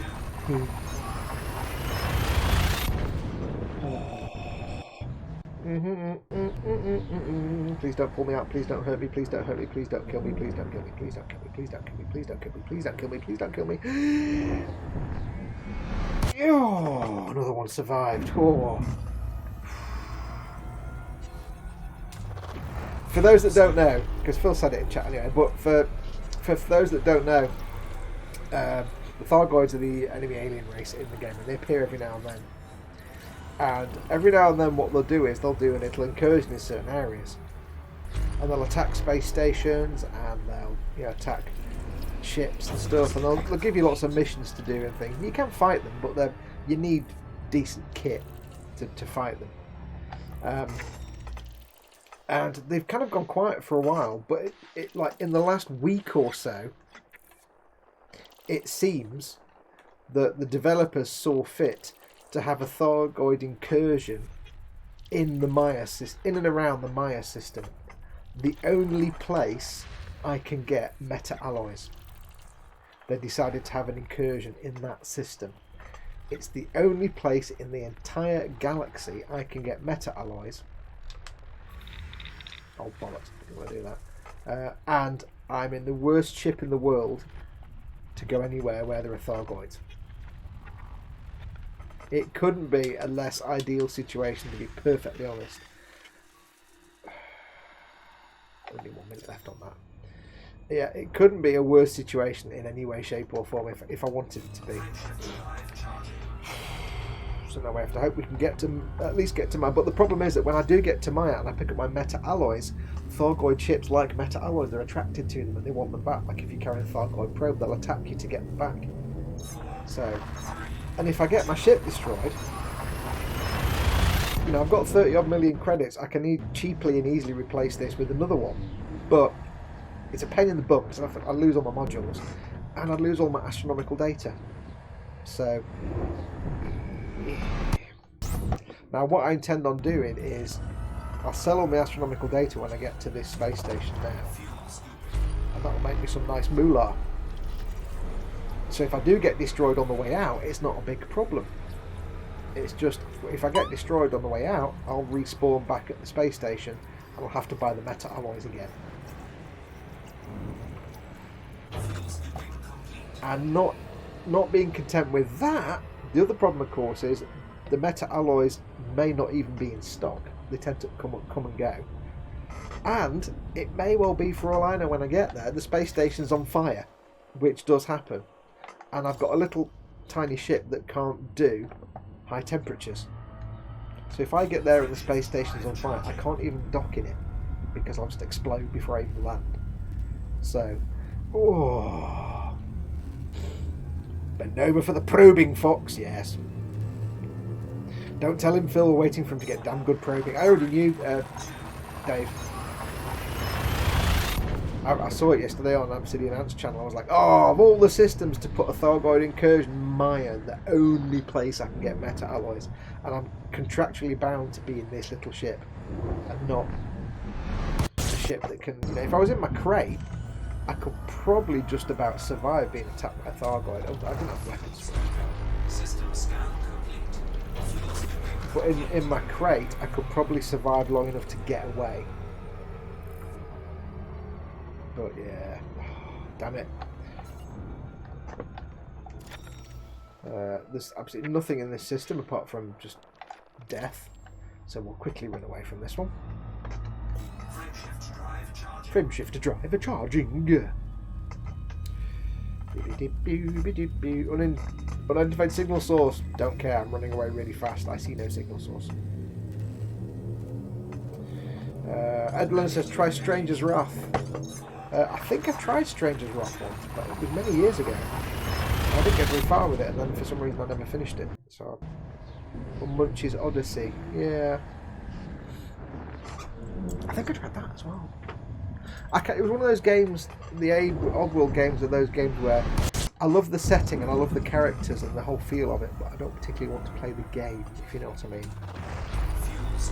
A bit like Metal Gear. I played Metal Gear Solid 4 and it was really good, but I don't really have a desire to play any of the Metal Gear games. But I love the setting and the characters.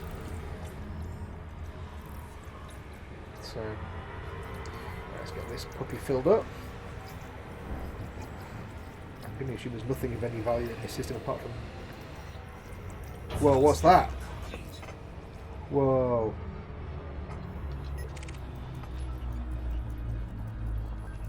There's another ship here. Why have we... Are we in a system with a... Are we in a... Is this an inhabited system? There's a navigation beacon. Let's find out.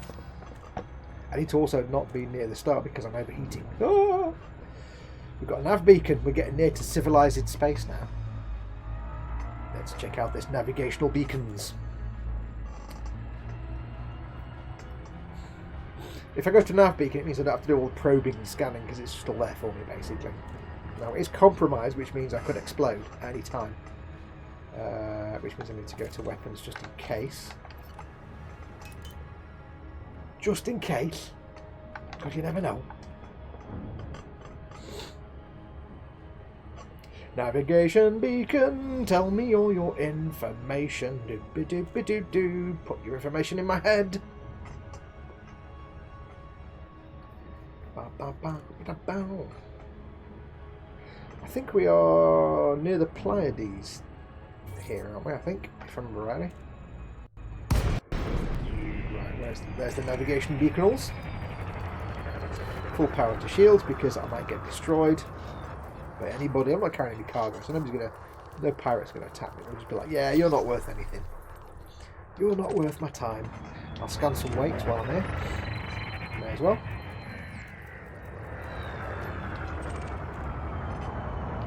Scan some ship datas. Something just flew right past me. It didn't sound familiar. When I hear a ship, I don't recognise the sound of it. I'm thinking, it's a Thargoid! Right, let's scan one of those. This is just gathering data on ships because my engineers can use this later on as well. So I may as well get this kind of data now rather than wait for my engineer to say, can you go and get all this data, please? Which would be annoying. Frameshift drive charging. Power back into engines. 4, 3, 2, 1. Engage! Right, let's see what we've got in this system. We have an ammonia world, lovely. We have nonsense I don't care about. So there are some... There's 29 signals of those. There's 23 of those. There's a lot of signals here. Concentrated signal sources. What are those? Oh, could be interesting. Right, let's get this ammonia world scanned, and then we'll also have a look at my thing to see. Oh, good God! Look at this. Oh, this is.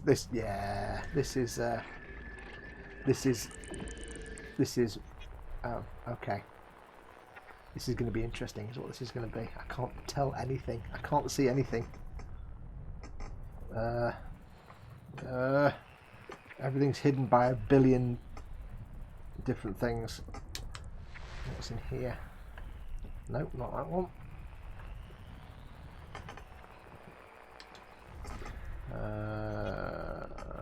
Okay, this is a busy system. It could well be that it's been attacked by Thargoids and the space stations will be absolutely battered. It could well be. What am I looking for?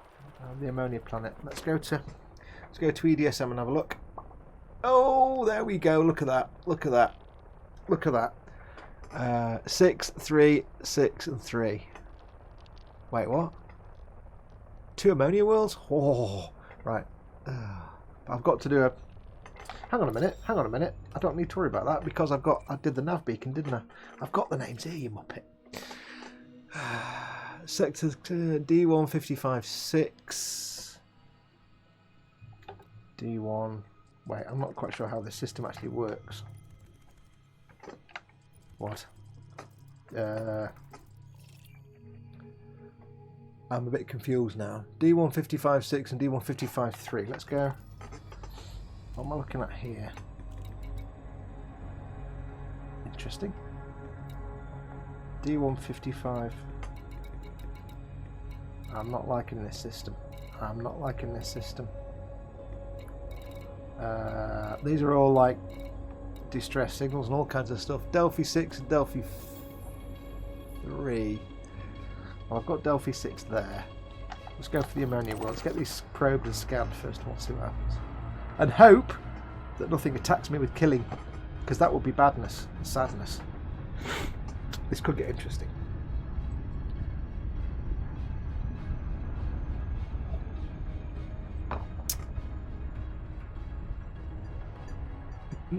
$1.6 million for that ammonia world. I'll take that off. I forgot to take that off, didn't I? Apologies. Keep forgetting to take that off. We'll check out these anyway. What was it now? It was 6 and 3. We'll do 6 and 3 first, because I can see them on my left. Dibby dibby dibby. Run, says Michael Strawman. Yeah. Run away, run away! Dave seems to think I might get harmed by bigger boys. Yes. I don't think I'll be like landing in any space stations anytime soon. No. I don't think any of these space stations will be in any way landable for me. Because that's the thing, if it's a space station that's been attacked, the inside might be on fire and I won't survive in the heat. A bigger ship with better shields and better heat dispersion would be fine. I've got some heat sinks, but not that many. I wouldn't last five seconds inside a burning space station. But might as well risk it for a biscuit. I'm not going to be, if I just pussyfoot around and don't do anything daring, you guys will get bored. Quanaman's in. Hey, Quanaman. Welcome, welcome. Of all the things for them to give me when I'm in my Imperial Guard cardboard flashlight ship. Thargoid invasion. God damn it. 8, 7.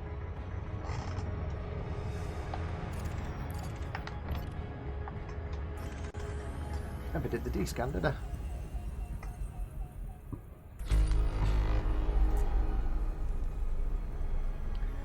Do-do-do-do-do-do-do-do-do.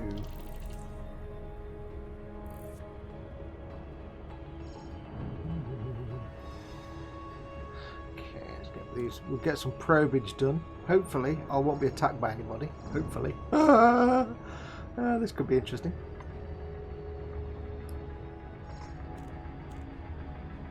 Because I think with NPC, like normal regular human NPC, they don't tend to attack you unless you're carrying something of interest, like a valuable cargo or a passenger, or it's part of a mission, like you've got to transport some cargo. They may send bad guys after you, that kind of thing. They don't tend to just attack you for no reason. 10 probes. 1, 2, 3, 4, 5, 6, 7, 8. Oh god. 1, 2, 3, 4, 5, 6, 7, 8, 9. How do I get around the other side? I don't know. Surface scanned by 50%. I need one more, don't I? It's gonna be. It can't be there though, because I don't know how to. Let's see which bit I'm missing before I start wasting on the probe. 7, 8, 8, 9. One more, one more.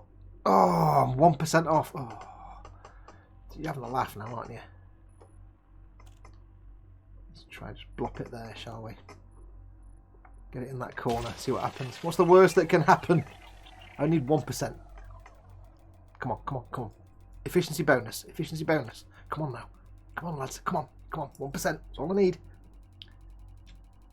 Unless I've read this wrong. I'm doing it in the wrong place.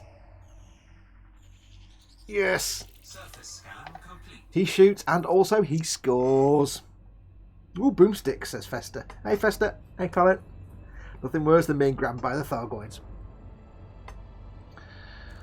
Oh, I like your arse, Fox, says Quantum Man. Then. So wait, that came out wrong. Right, so that was 6. So I also want 3, and I can't figure out what these two are. The D155 ones. That's, let me just, and I'm just leaving you with that screen for a minute, but I need to figure out what they are. D155. Let's get rid of all these signal sources. I don't want to see them. They're just depressing me. Points of interest, don't care. Let's see what that gives me. See, I'm not seeing these D155 Delphi Pleiades 6 to IRW D155-6. I don't know what that is. I'm not seeing that. Why ain't you seeing that? Well, we've got Delphi 3 anyway. Let's find Delphi 3 is there. It's frustrating because they're like 1.5 million credits, but I don't know what or where they are. D155-6. Weird. Very strange. D155-6. Is that a that's like a different star. Delphi. That's Delphi D1 or Delphi 1. Are they in there? Can't be in there. A Moni world in an asteroid belt. I'm seeing nothing that matches. Well, let's just get 3 anyway. Let's go for 3. Let's go for this one. See what happens. Okay, we've got 3. I'll just turn the filters back on.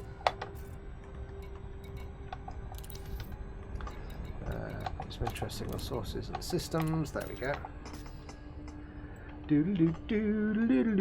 How many jumps have we got left? 5.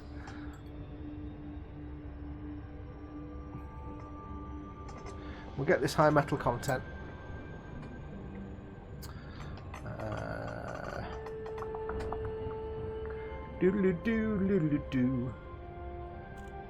Unless, I don't know.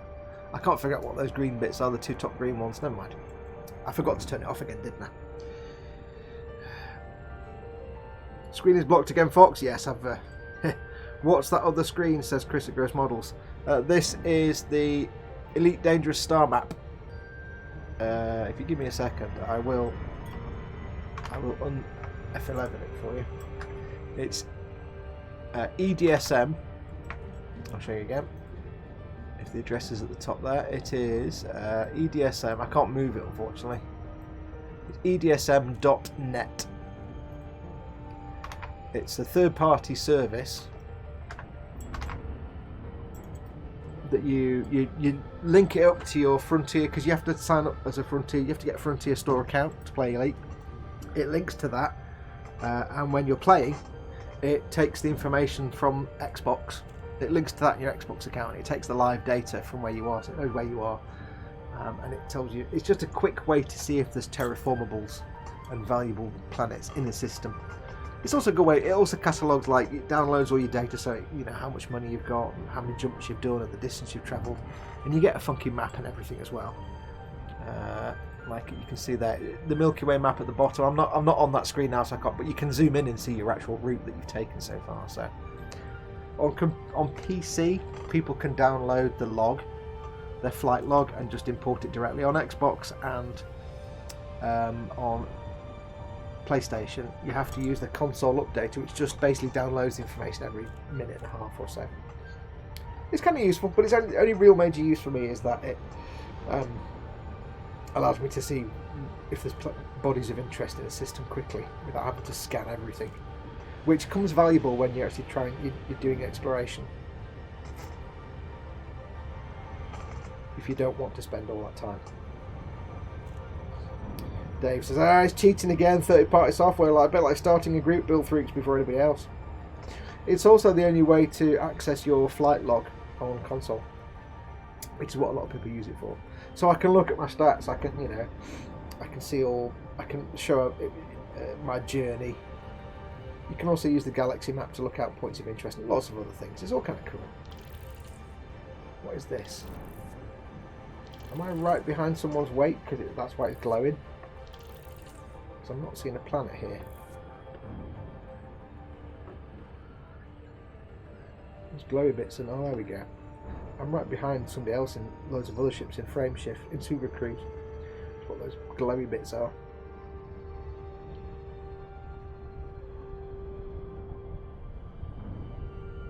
A lot of people flying around here. This can go one of two ways. Look at that big chain of ships there. That's people's ships in Super Cruise, which is what I was in.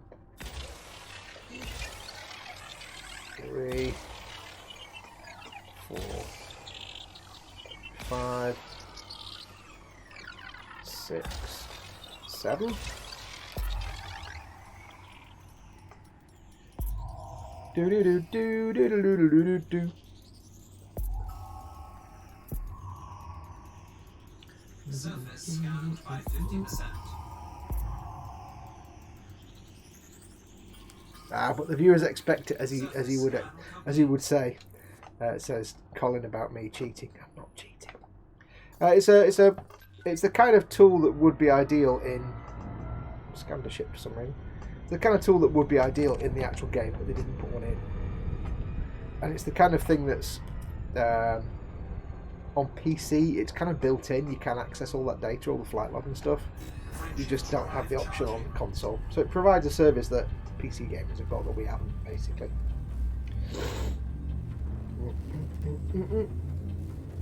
But apart from anything else, it speeds things up while I'm streaming it. Yeah. Trust me, what would not be interesting is to sit and watch me jump to 25 systems, all of which have got 40 or 50 bodies in that I have to individually scan one by one. Yeah. Even I can't waffle that interestingly for that long or that much. Oh, hello. Big glowy thing. It's beautiful. What a lovely star. Most delightful, most hot as well, actually.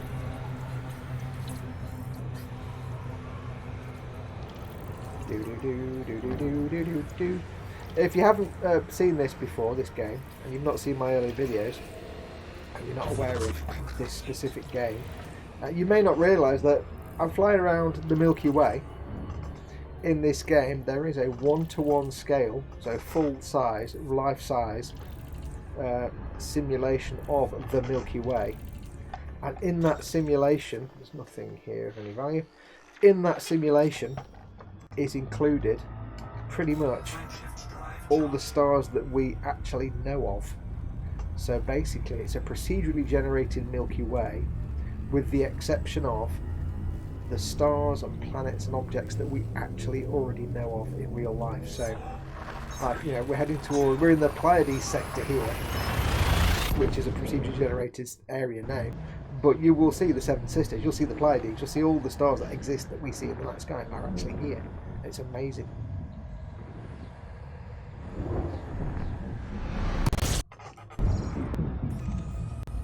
Theoretically, what you can do, if you head back towards Earth, you head back towards Sol, there's the solar system, and I've seen it done. You basically fly to the solar system, and you basically look in the night sky in the game, and you will see, and you find, like, say, the North Star. Let's say you can see the North Star from your house, and you see the North Star, you will see all the constellations and stars that actually exist. It's amazing. We have a water world. Should we see if we can quickly find this water world? Water world, where is it? Where's my water world? Water world does whatever a water world does. There's a million signal sources which we're going to try and not think about. I'm not seeing the water world. It's here somewhere, but it's probably in the subsystem somewhere. What's that? That's not it. Let's try it this way. Let's try a bit of this. There we go. Rocky water world. I reckon that's a water world. Let's go find out.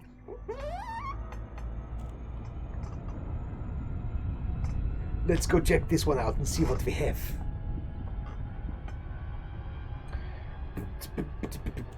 Dying a wee. I'm going to have to go for a wee in a minute, lads and ladies. And of course, Colin does not disappoint, because Colin types into chat "Fuegos." Even when he types it, it sounds good. Them outer ships are bigger boys. Folks going to beat up them the goids. Right. There's a black hole there. Wait, what? Did I miss a black hole? What did I miss? Did I miss a black hole? No. There ain't no black hole. I see no black hole. You got me excited then. I've only seen 2-3 black holes in this game so far. I'm down for a wee though, I've got to be honest. Quite badly. Previous system. Oh, you're joking me. I don't know what the previous system was now. Oh. Right, in that case we'll have to go back and find it. Oh. Darn it. Darn it. Let's get this thing probed first. Maximum probage.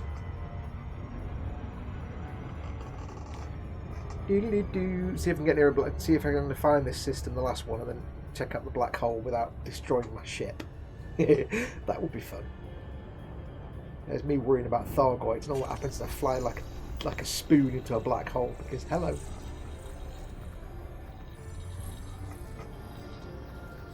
That's the interesting thing about the black holes in this game, is that you don't get destroyed by getting crushed and spaghettified. In the game, if you're playing it, you actually get destroyed through heat damage, which technically is correct, because you would kind of go through you'd end up being destroyed by the hot plasmas around the black hole before you got affected by gravitational pull. So technically it's kind of correct. Quick, everyone make the sound of a running tap. So it comes from the scap. Oh. In that case, we will have to go back. 6 probes. 5. 1, 2, 3, 4, 5, 6, 6. 1, 2, 3, 4, 5, 6, 7, 8, 9, 10. 11, 12, 13, 14, 15. And that's... I can't remember. Surface scanned by 50%. 18, 19, 20, 21, 22, 23, 24. Right, there we go. Right, what was the last system then? We've got to do some thinking now. The last system was... Brilliant, you're not going to let me... Oh.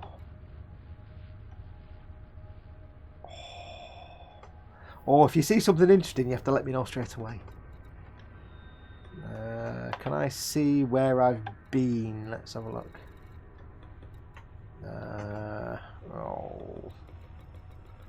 Bum tubes.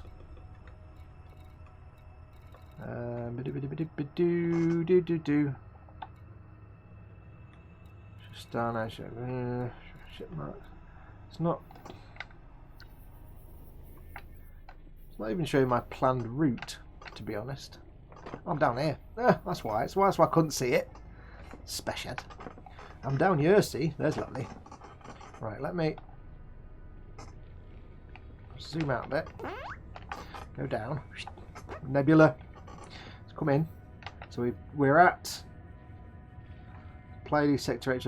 We've just come from this one, which would have been that one there, which is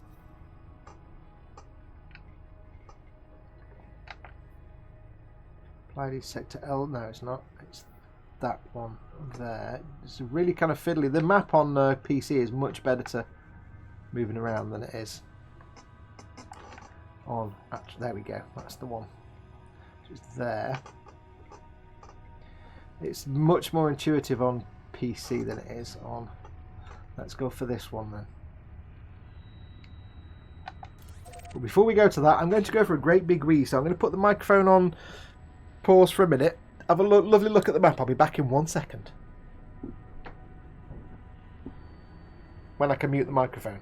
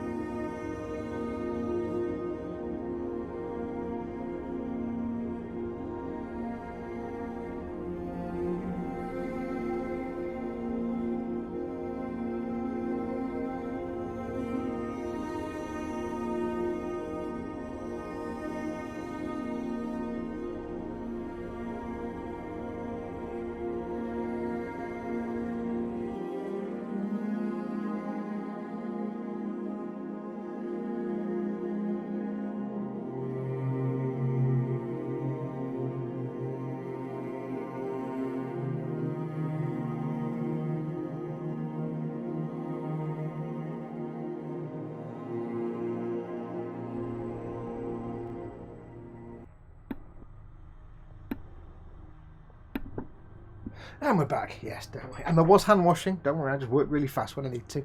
Right, let's go back to this system then, which is that one. I think it was this one. Let's find out. This is where he breaks the internet and can't get back in. You're all trying to talk about running taps and stuff, but I had to go. The pressure was too much.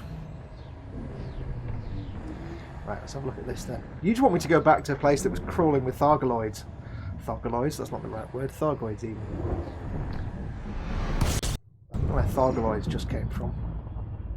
Right, let's have a look and see then.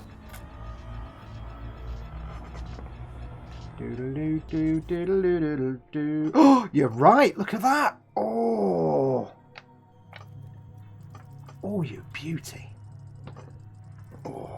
Oh, Phil Lewis, I would marry you if you were a girl. And also, if you're a girl. Ooh, what's that? I don't know what that is. Okay, excellent.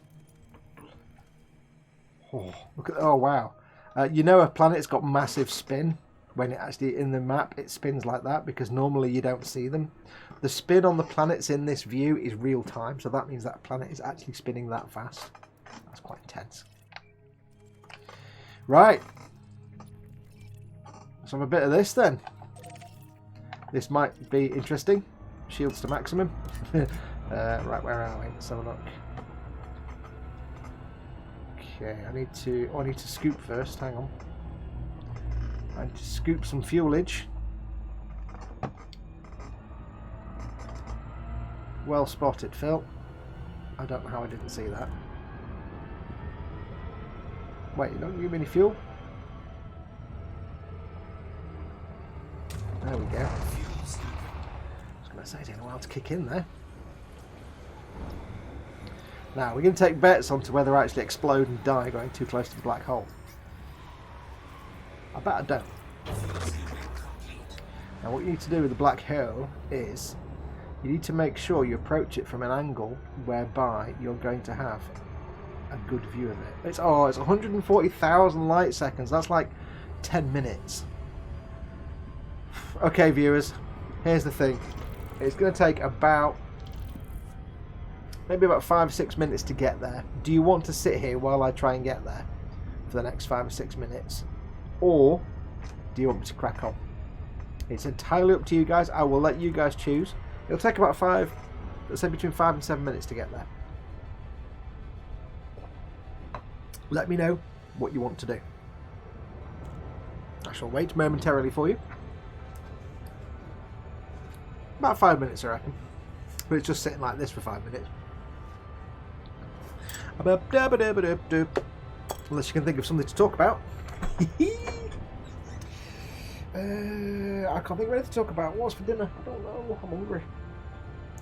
I found out my local chippy actually does udon noodles. Oh, I like me some udon noodles. We had chippy last night. That's okay. Gives us time to make a brew. There you go, folks. If you want to go on very, very quickly make a brew, I mean really quickly, you've got like maybe 4 or 5 minutes. Go make a brew now. I'll just talk to myself for 5 minutes. I can't pass up a black. I bet I mean, it'll have been looked at by someone. Let's have a look. First discovered by Anun. But you can't map it, that's the thing. You can't map them. I shall read about black holes for you.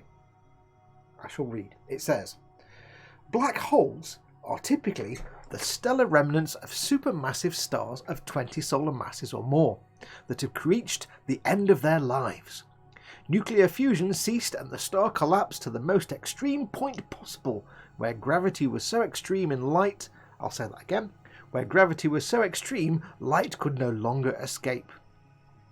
If matter should fall in on such a body, an extreme burst of gamma radiation will be emitted, but otherwise the body is only visible by the gravitational distortion in the vicinity.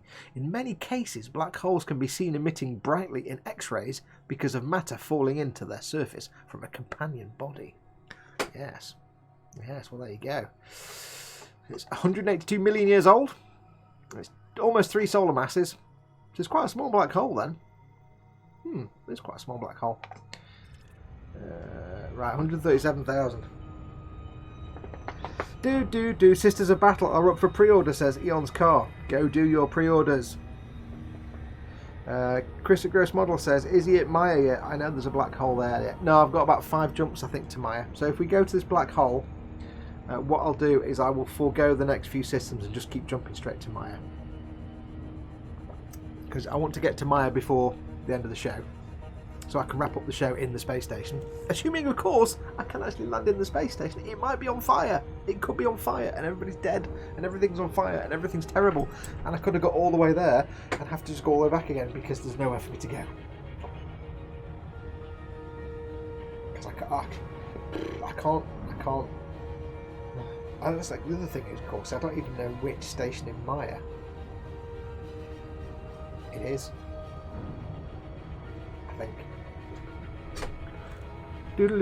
So if you fly into it, you will cause a gamma ray burst, says Edward Leonard. No, but I will get heat damage and explode before that even happened. I shall watch later as I will be on my way home, says Chris. Okie dokie. I'm going to try something. I'm going to bring this back up. No, I'm not going to bring that up. Don't forget, by the way, we've still got the stream boss battle going while we're doing this. You can see it up there in the left hand corner. I will flick it for you to see. Up there in the top left. George is the current stream boss. If you don't know what stream boss is, it's basically a way for you guys to build up a pot of money that one of you can win. When George won, he won 480 quid to spend at Games Workshop or Forge World or similar. So basically all you do is, if you want to have a chance, you need to get George's health down. Whoever gets George's health to 0 becomes the new stream boss. And if you get his health to 0 and you become stream boss, you win all the money in that pot. How do you knock his health down? You simply put a tip into the tip jar. You can see the address at the bottom left there. Then the bottom left hand corner.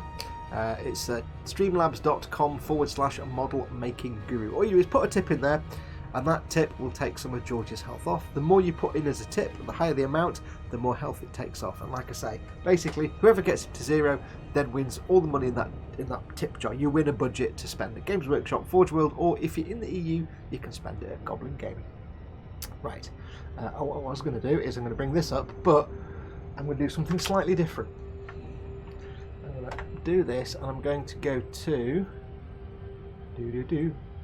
This is another useful tool. It's EDDB, so Echo Delta Delta Bravo dot I for India, O for Oscar. I can't think then. EDDB.io. I want to find.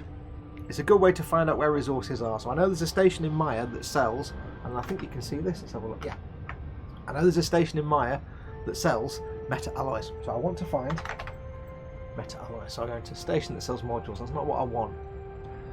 I want commodities. Meta. There you go. Meta alloys. And if I just do, and I am currently at my reference system is where I am now. I'm on HR. If I look at my dashboard, HR 1185, which is there. Serious time, the Indra, that's not it, but it'll do for now. So, if I click on Find Stations, it'll tell me all the stations near to me, the nearest stations, how far they are away that sell meta alloys. And we have there. That's the only station in the entire Milky Way galaxy that sells meta alloys. And right now, they don't have shipyards, repairs, material traders, technology brokers, or black market. So I can't even repair my ship, but I can restock and refuel. That's the main thing. So if my ship gets damaged, I'm screwed. I can't repair it there. I also can't buy new modules. Let's have a look. Doesn't say anything about meta alloys, but it's one of those things. Meta alloys tends to be like it's either in stock or it's not, but it goes in and out and back and forth. So we just have to hope it's in stock when I get there. So I'll turn that off. I'll go back to that. So remember Darnell's progress. Also, I need to refresh that. There we go. So Darnell's progress. We're on 72,000, so if you're making your brew, you've probably got about 2 or 3 minutes. David Butcher, that model is banned because he says you need to change that tip jar to tip jar jar. Gross model says I'm pretty sure it's planet side. It may well be. Let's have a look. Let me have a look.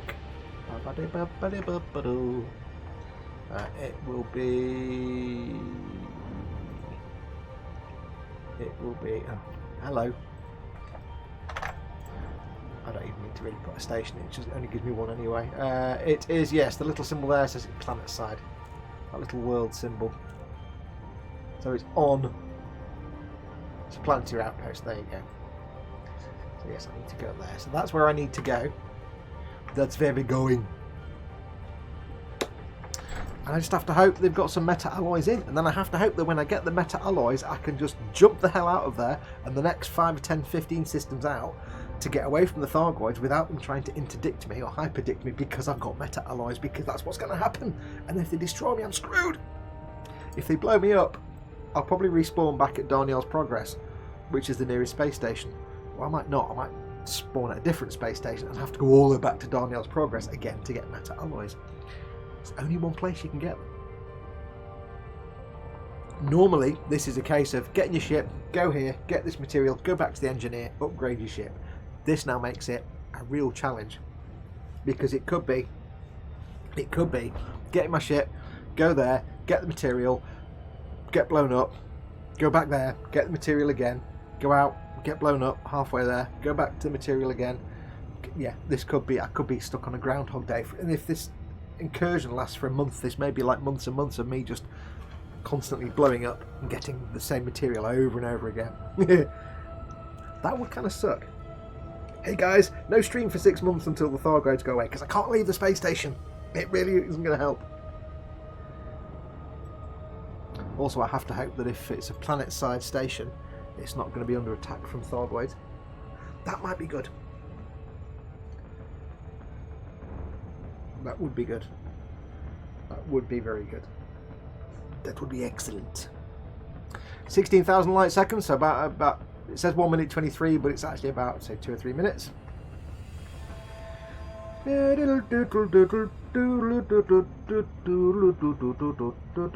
Quanaman says a black hole sounds like my big gob. Only noticed when nearby food bodies are falling into it. I hope for fire, says Chris at Gross Models. Shut up. I don't know. You guys just want me to... Some people just want the whole world to burn, and some people just want my ship to burn because they're cruel. Thoughtless. How's the stream doing? Are we looking okay and sounding okay, by the way? I know my stream software has crashed, but it's still streaming, which is good. There's 21 people watching. Welcome to all of you. I can't press buttons to put things in chat, but don't forget, if you would like to support this channel, there are various ways you can do that while we're waiting. First and foremost, of course, you'll see on the bottom of the screen there, it does have my Patreon address. It's patreon.com/modelmakingguru. And now I've started this bit, somebody's dropped out. There you go. Sorry. But yes, you can support me that way, directly. I do this for a living. And my patrons actually keep my bills paid. So massive thanks to all my patrons, lovely, lovely people. You can, of course, if you wish to. There are other ways you can support me. I do have an Amazon store. There is a link in the description below this video. If you need to pick up any model making supplies, or if there's something you need that's not in the store, let me know. But if you need to pick something up from Amazon, before you go and pick it up, have a look in my store. I've got a US and a UK store. Have a look in there. If it's there, order from that. It helps me out massively. I do, of course, also have an affiliate account with Goblin Gaming. If you need tabletop stuff, pick it up. Again, link in the description below. Use the link that's in the description. That's my specific affiliate link. If you order your stuff from Goblin Gaming there, it tells them that I sent you, and I get a little bit of income from that. So do use that link if you need to go to Goblin Gaming for your tabletop gaming goodness. And last of all, of course, do not forget to like, subscribe, and hit the notification bell. It's very important that the channels you love, you hit the like button on all their videos, because that helps them in the rankings. It helps their video get seen in search results. And also, if you hit the notification bell and make sure you click all, that means you won't miss any content on my channel ever, because it will tell you, well, theoretically, as YouTube notwithstanding, you should then get told of any content as it comes up.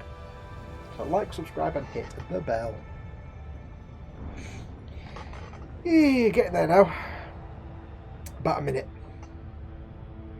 It looks okay, says Dave. Didn't make me have... Oh, don't make me send that picture. Don't send me that picture again, Dave. It was disgusting. Working on the Falcons boarding ramps and just went for an attempt to do an exact match in the dirt and grime. Cool. It's good, says Michael Stroman. Cool. I know the quality of the like, it can get a bit pixely sometimes when I move fast. Like the starfield can get a bit blocky and pixely, but that's because it's just limitations of the setup I'm using. Unfortunately, going from Xbox to Xbox app on the PC, and then from that to Streamlabs, and then from Streamlabs to the internet, it kind of just gets a bit blocky here, there, and somewhere.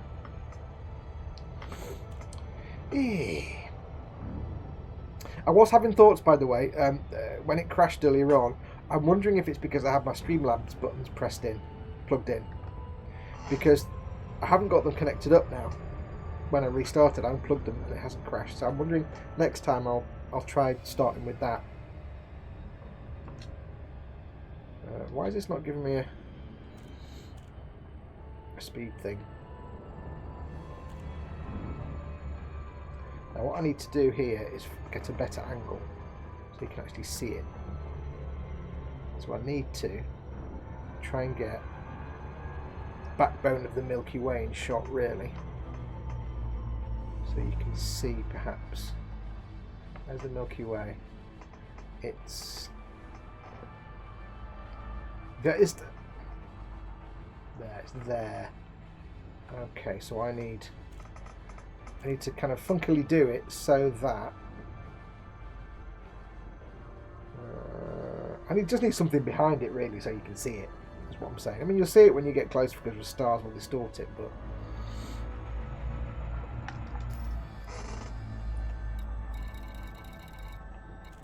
make sure I've got it selected.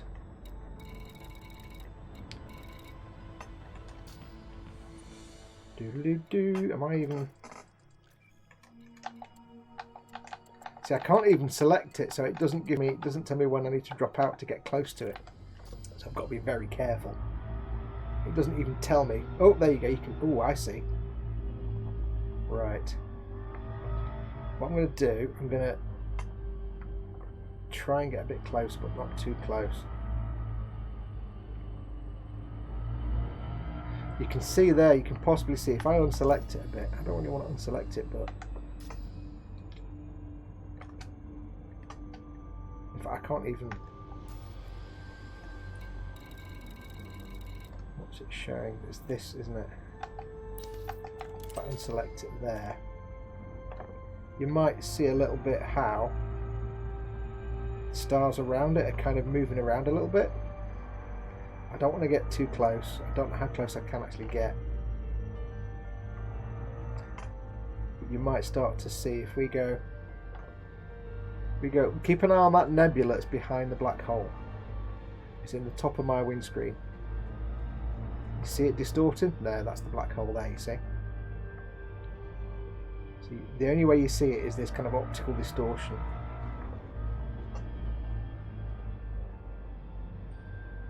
That's how you spot the black hole. Now I probably could get a lot closer, but I don't want to risk it.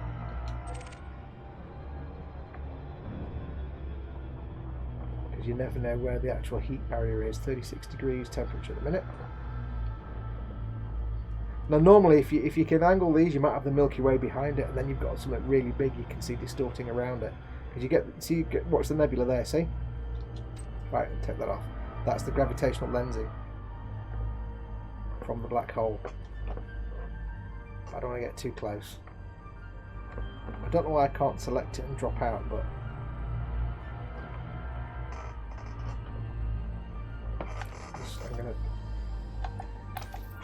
it's quite risky. It is quite risky. I'm going to be honest with you. It is quite a dangerous thing to do.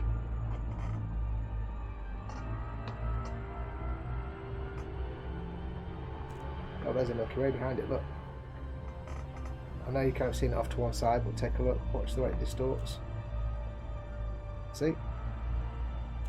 Gravitational lensing. Which is kind of what you would see. I mean, it's not really. You see other things as well, but in terms of just simple gravitational lensing, it's kind of what you'd see.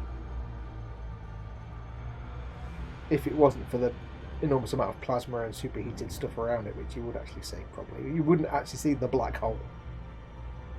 Of course you can't see that. So how close I dare go. Just look at 36 degrees.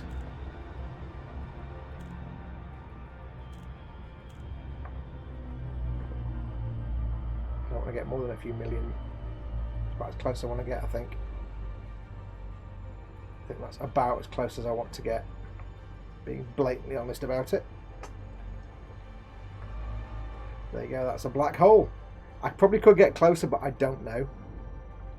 I don't want to risk it for a biscuit.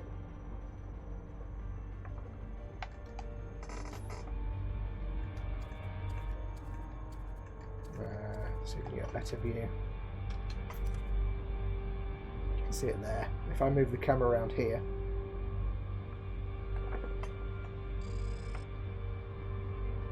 you can just about see, but bizarrely it is giving you a little tiny hole, but that might be that nebula off to the side that it's actually showing you there. Yeah, that's it's lensing that nebula that's up to the side of it. That is a black hole. So you're not actually seeing that little bit in the middle is not the actual black hole. I don't think.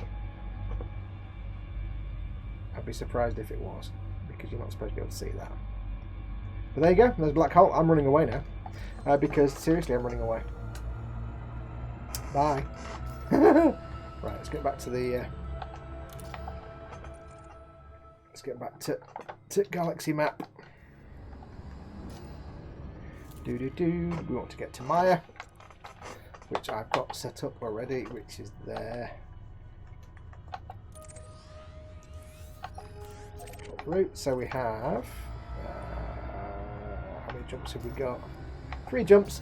What I'm going to do, because it's 20 to 6, nearly dinner time. I'm just going to cut my losses. Look at that nebula there. That's beautiful. Where did the nebula suddenly come from?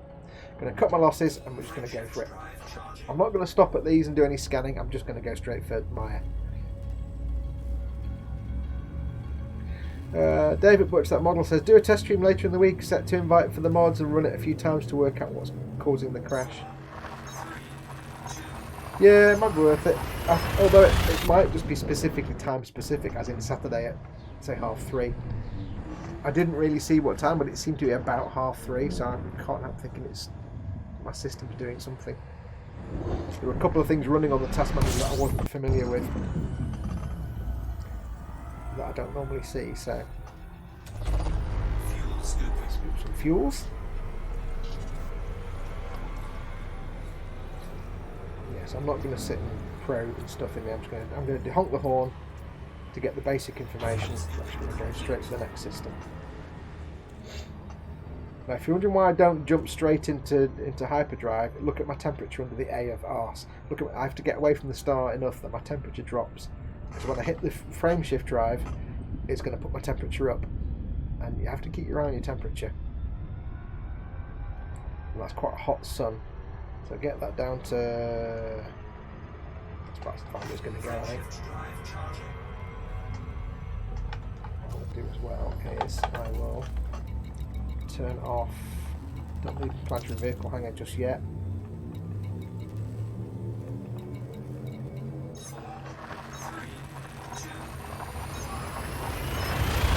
Sometimes turning off lots of modules can also help reduce your temperature. Don't throw me out, don't pull me out, don't pull me out. I saw some red bits, that's usually a bad side of hyperdiction.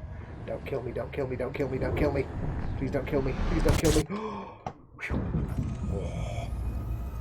Yeah, you can disable some modules to try and get your temperature down, your base temperature. I don't need the planetary vehicle right now, so I can turn that off. There's our destination, Maya.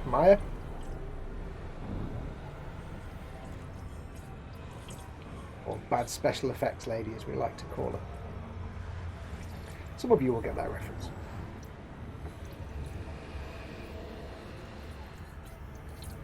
Now I could actually grab the nav beacons if I wanted to get system information, but I just want to get there now. I want to get there for you guys. Little nebula there, look at that little fluffy little nebula. Now we are heading into this like wider, larger, whiter nebula. See, and it is quite nice when you go into some nebulae. So we'll get the temperature down. Can I disable any of the mods? Let's have a look. My weapons are off. My weapons are all but useless. I don't need them turned on. I don't even know why I brought them with me, to be honest. I've got to land on the planet, so I kind of need my power distributor. Yeah, we'll just go for it. So we'll get in here. We'll scoop some fuel. We'll scan the nav beacon. We'll keep our fingers crossed that the base we need to go through is actually not been destroyed by Thargoids. I keep saying Thargoids. And then we'll land. And then next week, we'll have the hair-raising thing of getting the hell out of Dodge without being interdicted by everybody every 5 minutes.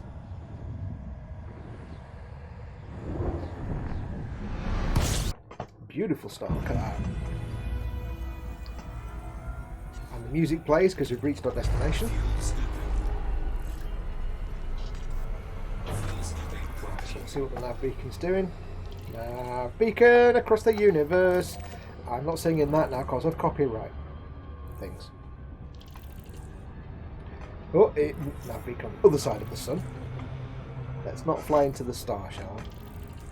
That would not be an awesome thing to do. Get away from the sun for a bit.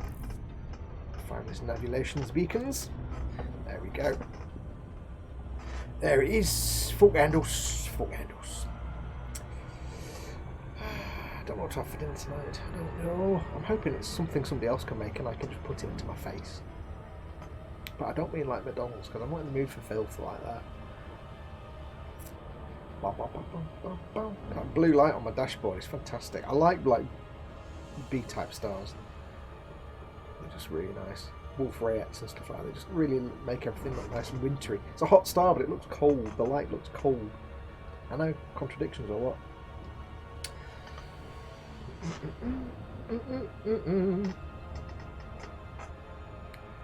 Nearly there, nearly there. You know, watch now. This space station will be like 1 billion light seconds from the star. And I'll be like, oh, come on now. Don't give me that nonsense. Right, where's the navigatory beaconage? It's there. We go. Scanning now, sir.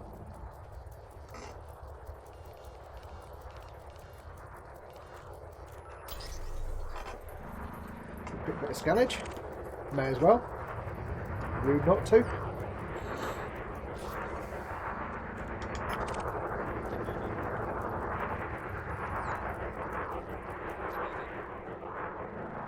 I like when you get like the big freighter ships and they just amble past at dead slow speeds. And it's like watching whales fly past. They're kind of slow and amble and quite graceful. Some of them. Oops, what's that? It's the actual nav beacon. Okay. Right, let's have a look and see. We need to go to Darnell's Rest, which is a planetarius. So we have all these places to go, and it's going to be probably there, or most likely here, a bajillion light years from everywhere. Let's find out.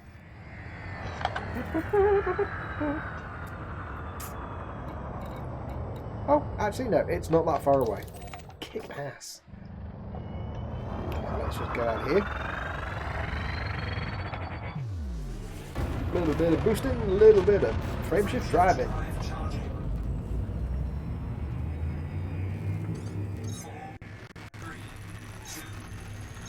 Engage! And I'll tell you what though, if I get here and it turns out that I'm supposed to have spoken to the engineer first and that they just treat me as a trespasser, I'll cry because I have to go all the way back to the engineer, which is like millions of jumps. I've kind of skipped the beat and I've got the thing. The engineer just says you need to get some meta alloys. So I'm hoping they're open to the public. Ooh, which also reminds me, while I'm here, let me very quickly show repairing starports and damaged starports. Probably best to turn those off. Let's have a look and see what we've got. So we have, right, there's no damaged starports here.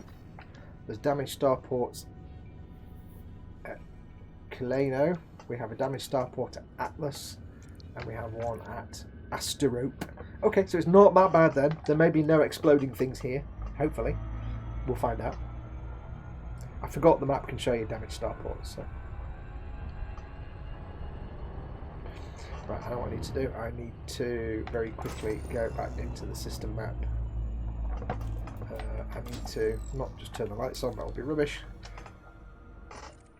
System map. Oh, there's a black hole there as well. Oh, black hole. Ba-da-ba-da-ba-da. We'll go and check that out later next time, maybe. Okay, well, now that's good. If you have the planet selected but not the actual base on the planet, sometimes you can never actually find it. It doesn't show it up. It'd be kind of handy if we can just kind of end the show right at this bit, because that'll be good timing, that would. 15, 14, 13. Hang on, I'm whizzing past. 10, 9, 8, 7. Also, one thing I forgot to check as well.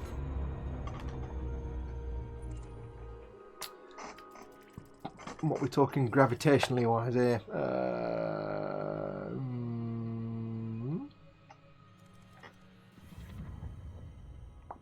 Gravity will be nice.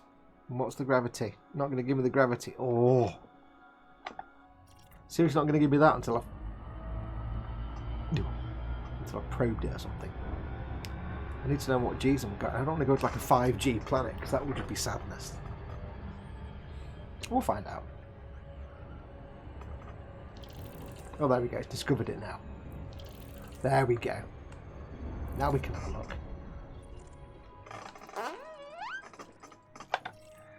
Oh, 0.2G. Also, props to whoever it was that remembered there was a black hole in this system. Because I did remember. I've not been here for, like... You literally have to come here once, and that's to get meta alloys. And I've not been here for maybe 3 years, so I have no memory of this at all. I didn't remember it was a planet-side base, so... Whoever said that, good rememberings. And I'm doing the loop of shame because I'm an idiot. I wasn't paying it. I don't normally do the loop of shame when I'm by myself, you know. It's only when you guys are watching, that's when I do the loop of shame. Right, so we need to make sure we go around. Ooh, there's a space station there as well. That might be a good place to get repairs and that and stuff. This is going to be right on the turn. It's going to be the night side, isn't it? Curse you and your night side nonsense.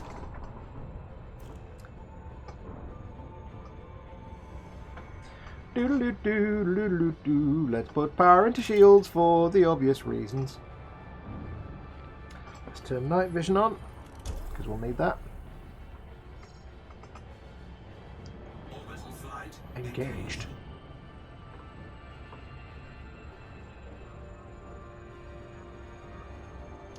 Let's do some landing without exploding. Not exploding is always a good thing. It was Chris, says Dave. Yes, I think it was, wasn't it? Well, good, unless Chris has just recently done it, which he may have done, I don't know. Well remembered. Because I've not been here for, I don't know, years. 2015 maybe? 2016? 7? No. Late 2017? In my other playthrough.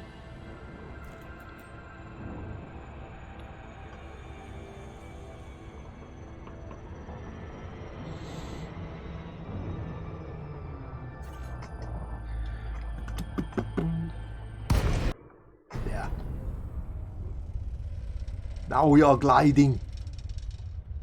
Glide.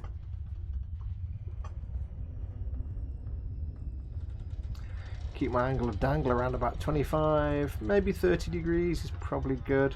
You don't want to go too fast because you'll get too hot and explode.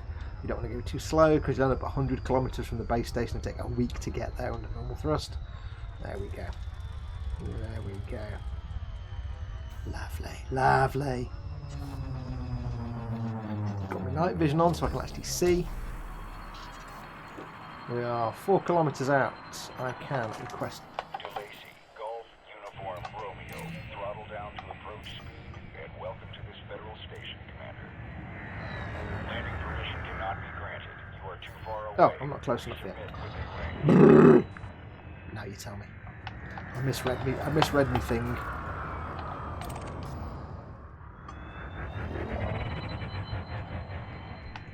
Hello. Authorization clear. Make your way to landing pad number 03. It's going to be on the other side, isn't it, I reckon? I have to go loop round to actually get to it. That's 9. It's on this side, I think.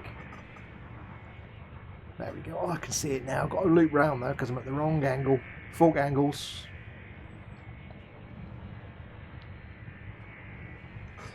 We'll overshoot a little bit and then we'll do a little bit of this.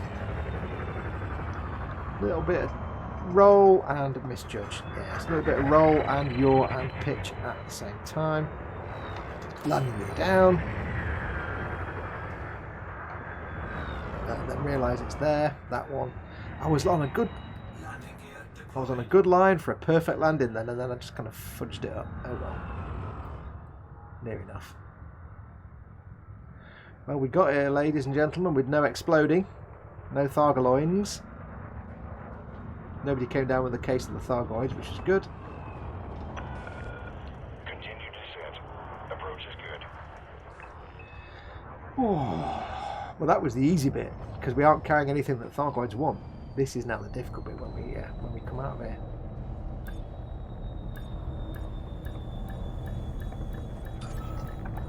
To mark the occasion, I shall try and line it up spot on dead centre. A little bit. There we go. Down we go. Down we go. And we're in. Nested. He's about to. Hello, people. Did Fox crash yet? Says Paul. Hey, Paul. Don't forget landing gear, says Dave. No, and I didn't press boost. I didn't press boost by mistake either. Right, let's see. I don't think they've got any repair in here, have they? They've got refuel and restock. But there was that space station up at the top. Let's have a look and see what they've got. Oh, I've just had a thought. I've just had a horrible thought. Do I have a cargo bay? I haven't got any cargo space. Oh.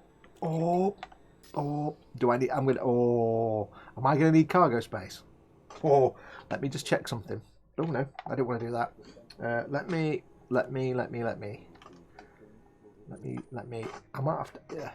I might have to go here. What's this space station got? Refuel, repair, restock, auto dock, tuning, power contact missions.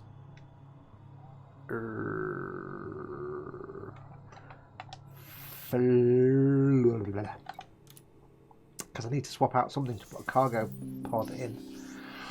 I may have to have an explorer in this system. Oh no, they've got outfitting. That's alright. That's alright then. Restock everything. I will probably need. Let's have a look at meta alloys. Where do I find meta alloys? I bet they're not here, are they? Oh, there you go. Meta alloys 1. Okay, so I will need a cargo thing. So I need to sacrifice something. Or no, or maybe not. I think, let's be perfectly honest here, my weapons are kind of useless. I might as well storm. They're not going to do me. I can't. There's nothing I can do. I can't fight someone back. So I think I might store these, and I can always pick them up when I get back to wherever. I'll drop the weight from these. Because if I come up against a Thargoid, I'm going to die. If I come up against anybody who's not in a Sidewinder, I'm going to die. I may as well just not worry about it. So if I store my weapons, put them back into the space house. And what I can do is, on my internals, I've got my vehicle bay, I've got that, I've got this. I can possibly fit in a small car. I only need 1 unit, so my jump cargo rack capacity 2. I need it, I've got no choice. So my jump range is down to 16. What else can I sacrifice? Do I need to? Is there anything else I can chop that I don't need? Heat sink. I've only got 1.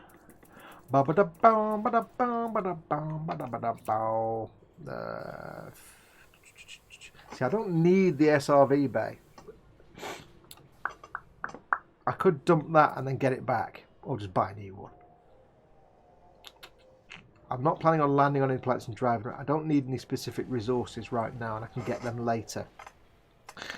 Just to get back to the engineer and have my engines done. So I could always store that. I don't need it right now. If I get rid of that, if I get rid of, can I store it? Have I got the option of storing it? Why is it not giving me the option of storing it? I can't remove it? What are you doing here? Why can I not remove it? I want to swap it for something else. It's not letting me remove the SRV bay. I don't understand. Somebody tell me what I'm doing wrong here. I want to remove the SRB slot. Why cannot unremove it?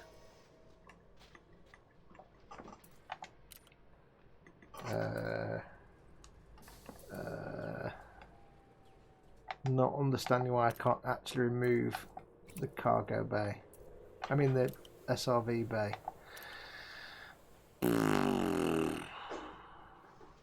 Hello, Mama Fox. Hello. Okay, I can't remove the SRV bay. That's kind of annoying. That's Whoever's there splattering. yes. I've got 4 tons of SRV bay I could get rid of and increase my jump range, but I can't remove it. Store the hangar. Oh, yeah, you idiot Fox. Yeah, that's the vehicle. in the bay, and that's the hangar that it goes in. I have to get rid of this bit. God, do you know, I'm having such a special moment. So if I store that, that takes my jump range up to 21. The other thing, of course, is the greater my jump range, the more chance I have of getting out of Thargoid space really quickly without being hassled. Now, when I get back to Felicity Farseer and her station, on the way back, I can pick that up again. I can transfer, just buy a new one. It's only 5,000 credits. So that gets me up nicely.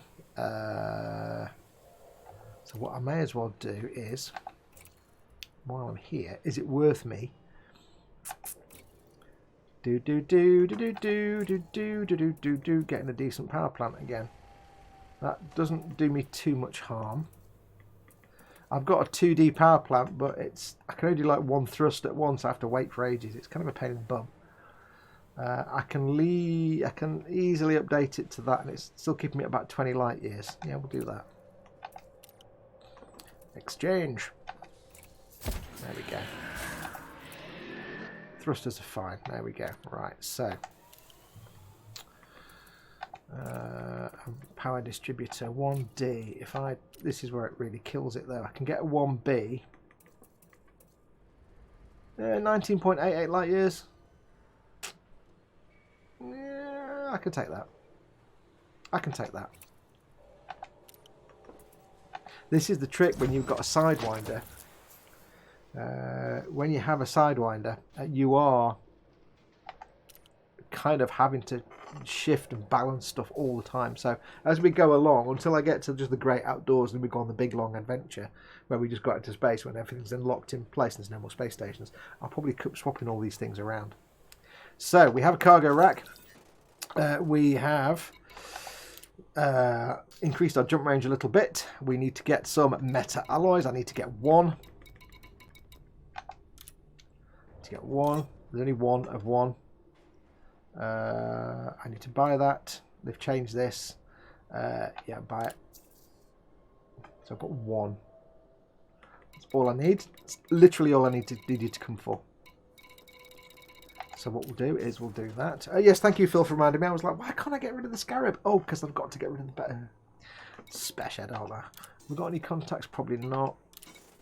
I've got a thing that I need to claim, but I can't remember. I have to go to a certain system to claim it, which is a pain in the bum. I shall do my Universal Cartographica. How much money do we make? We're on 32 million. Let's see how much money we make from all the things we have scanned.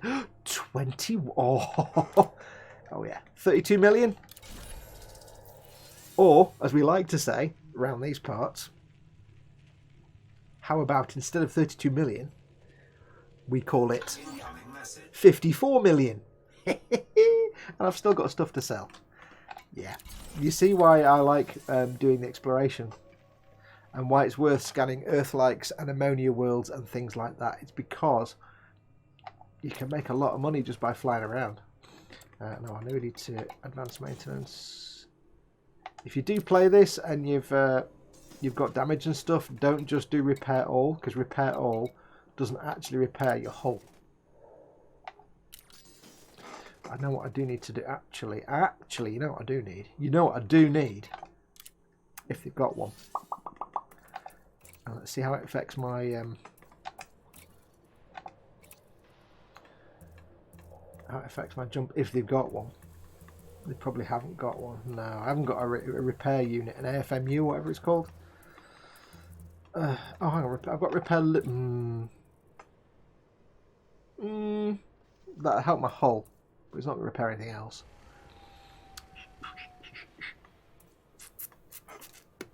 Yeah. Yeah, we're not going to be flying out into deep space. We're going to be flying back to the civilized area, so... I need to basically get an AFMU for later on when we go exploring in case I have any onboard repairs I need to do. Right, so I've now got 56 million credits. Oop-de-doo. Paint it blue. I can't paint it a different colour because I'll tell you for why.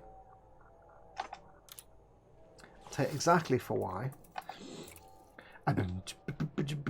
It cost me 38,000 credits to replace my ship if it gets destroyed, but I've got 54 million. Not a problem. I'll tell you why, because even the simplest of paint jobs is...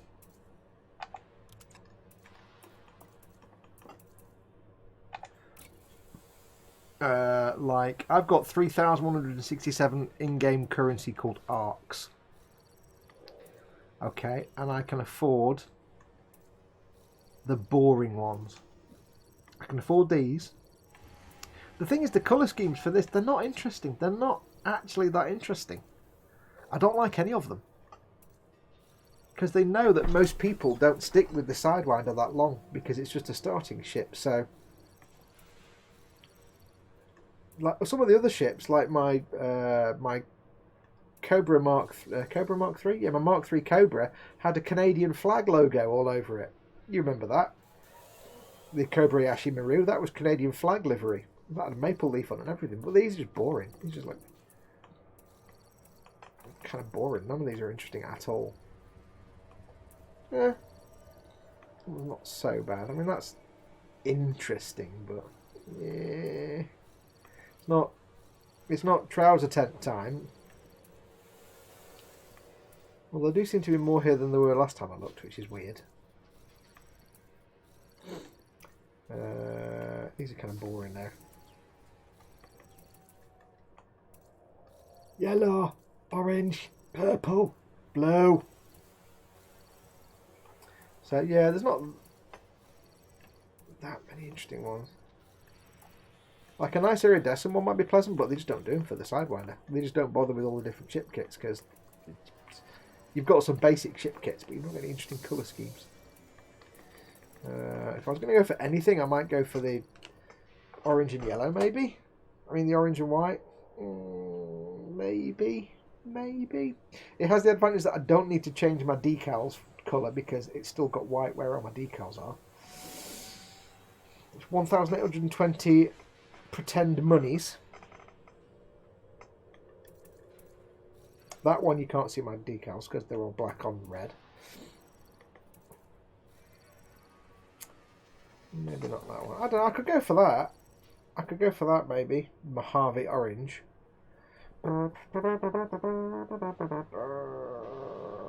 Yeah, go on. I'm not going to spend the arcs on anything else. Although, having said that, before I spend money on that,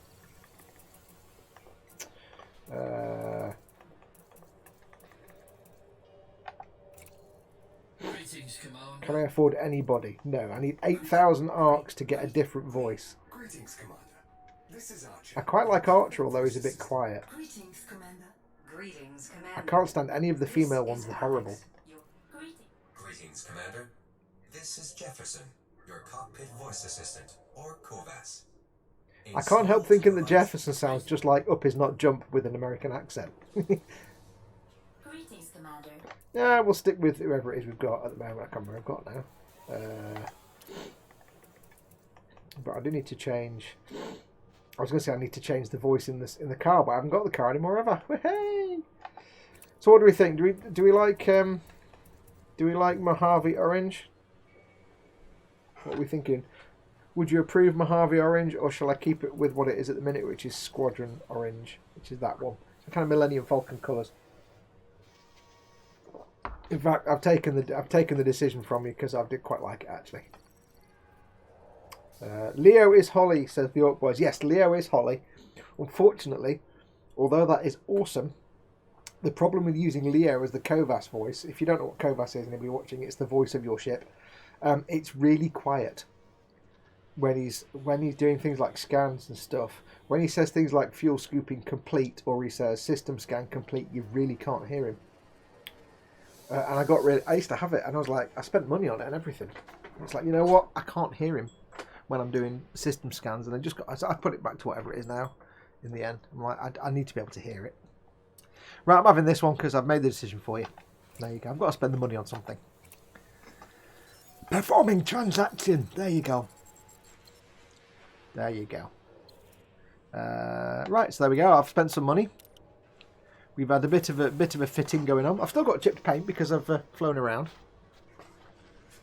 I've got to tell you, my Crate Mark II, I've only travelled not a vast distance here so far. My Crate Mark II would have been absolutely battered by now. The paint job on this Sidewinder is quite tough. Let's see what I've got. stats-wise. If, by the way, I forgot to say, if you do play this game, if you're not already, if you do play this game and you are on Xbox, we do have a squadron. The squadron is called, as you can see in the top left, the Adeptus Ineptum. You are more than... Oh, we've got 2 pending applications. Hang on. You are more than welcome to join our squadron. We have... Who are pending applications? We have one from George. Hello, George. You're in.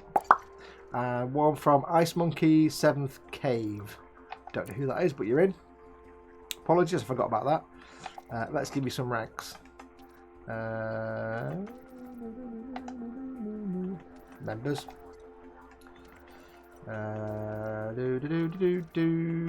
I've just added George. Where did he go? Where did they go? Okay, I'm confused now. I literally just added you and you've disappeared. That's weird. Members. Oh, there we go. So I think I think George gets a bit of a boost for being so lovely. George is currently in Red Guya WAA B55-3. His combat rank is novice. His trade rank is merchant. His explorer rank is surveyor. His CQC rank is helpless. And he's flying a crate mark. Sorry, an aspect explorer. It looks like. Let's manage ranks. I've forgotten how you do this now. Members. I can't remember how you change someone's rank now. Ugh. Promote him out. We'll put you up to. What were the rest? I can't remember what the rest of us are now. Primarch. I think we'll put you to Primarch to be the same as Chris and Paul. I'm promoting you to Primarch, George, but it's taken on trust that you won't abuse this.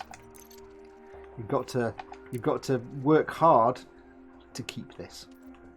Ice Monkey 7th Cav is currently in Julung Milosevic colony. He's harmless, merchant, is trade rank, explorer rank, surveyor, CQC rank, helpless, join date 11th of January.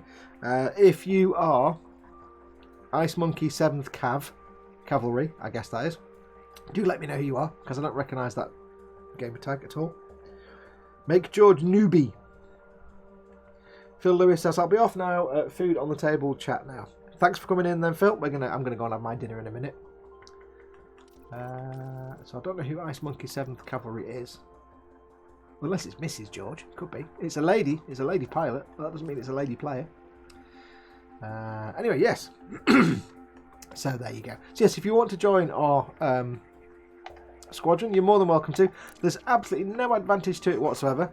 It's platform dependent, so you can only join our squadron if you're on Xbox. You can't join if you're on PC or PlayStation, unfortunately. There's no real advantage to it. It just means that if, for example, our squadron gets to, you can see the leaderboard on the right hand side there, we are 222nd in exploration. So if all of us went out and explored the crap out of the Milky Way for the next few weeks, we might get to the first position in exploration. And then we might get, I don't know what you get some kind of points and reward and currency or something, I don't know, in the game. But it's just a fun thing to do. You can only be in one squadron at once, so if you'd like to join and you're on Xbox, do feel free. But that's going to do us. I was going to check something, wasn't I? I was going to check how much I've actually travelled.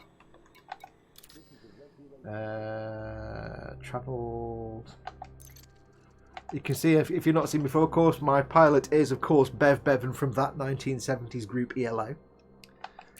Let's have a look. Stats. Exploration. Visited 167 systems. I've been 31 times. I've been efficient scanning.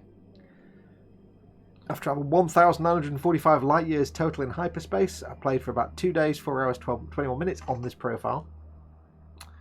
I have done 250 jumps, and I've travelled 406 light years max from where I started out. Cool. So there you go. So yes, so that's going to do us. We are at Darnell's progress. Next week, assuming assuming I can figure out why the thing keeps falling over.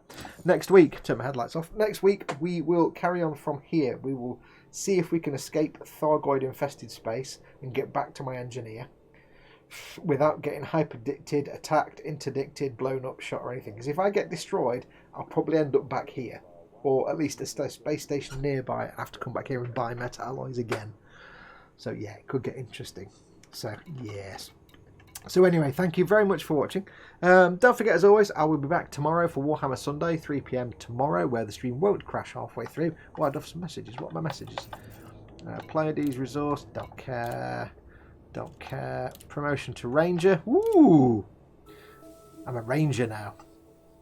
I can guarantee you I will elite exploration very easily, but the other two I probably won't get to elite at all. It doesn't take long to get to elite from in exploration rank. Yeah, so we'll be back tomorrow for Warhammer Sunday Sunday, 3 PM GMT. We finished the Plague Burst Crawl. We'll crack on with the next thing. I'll be back on Monday, of course, as well with the E-Model stream, and throughout the week we'll see what happens. But until next time, I have to say thank you very much for watching. I really do appreciate it. I can't imagine this is very interesting for most people, but oh, hello, what happened there? Hello? Something went wrong. That wasn't supposed to happen. That was weird. Don't know where that went. Yes, I can't imagine most people find this interesting, but I do appreciate that you hang out with me.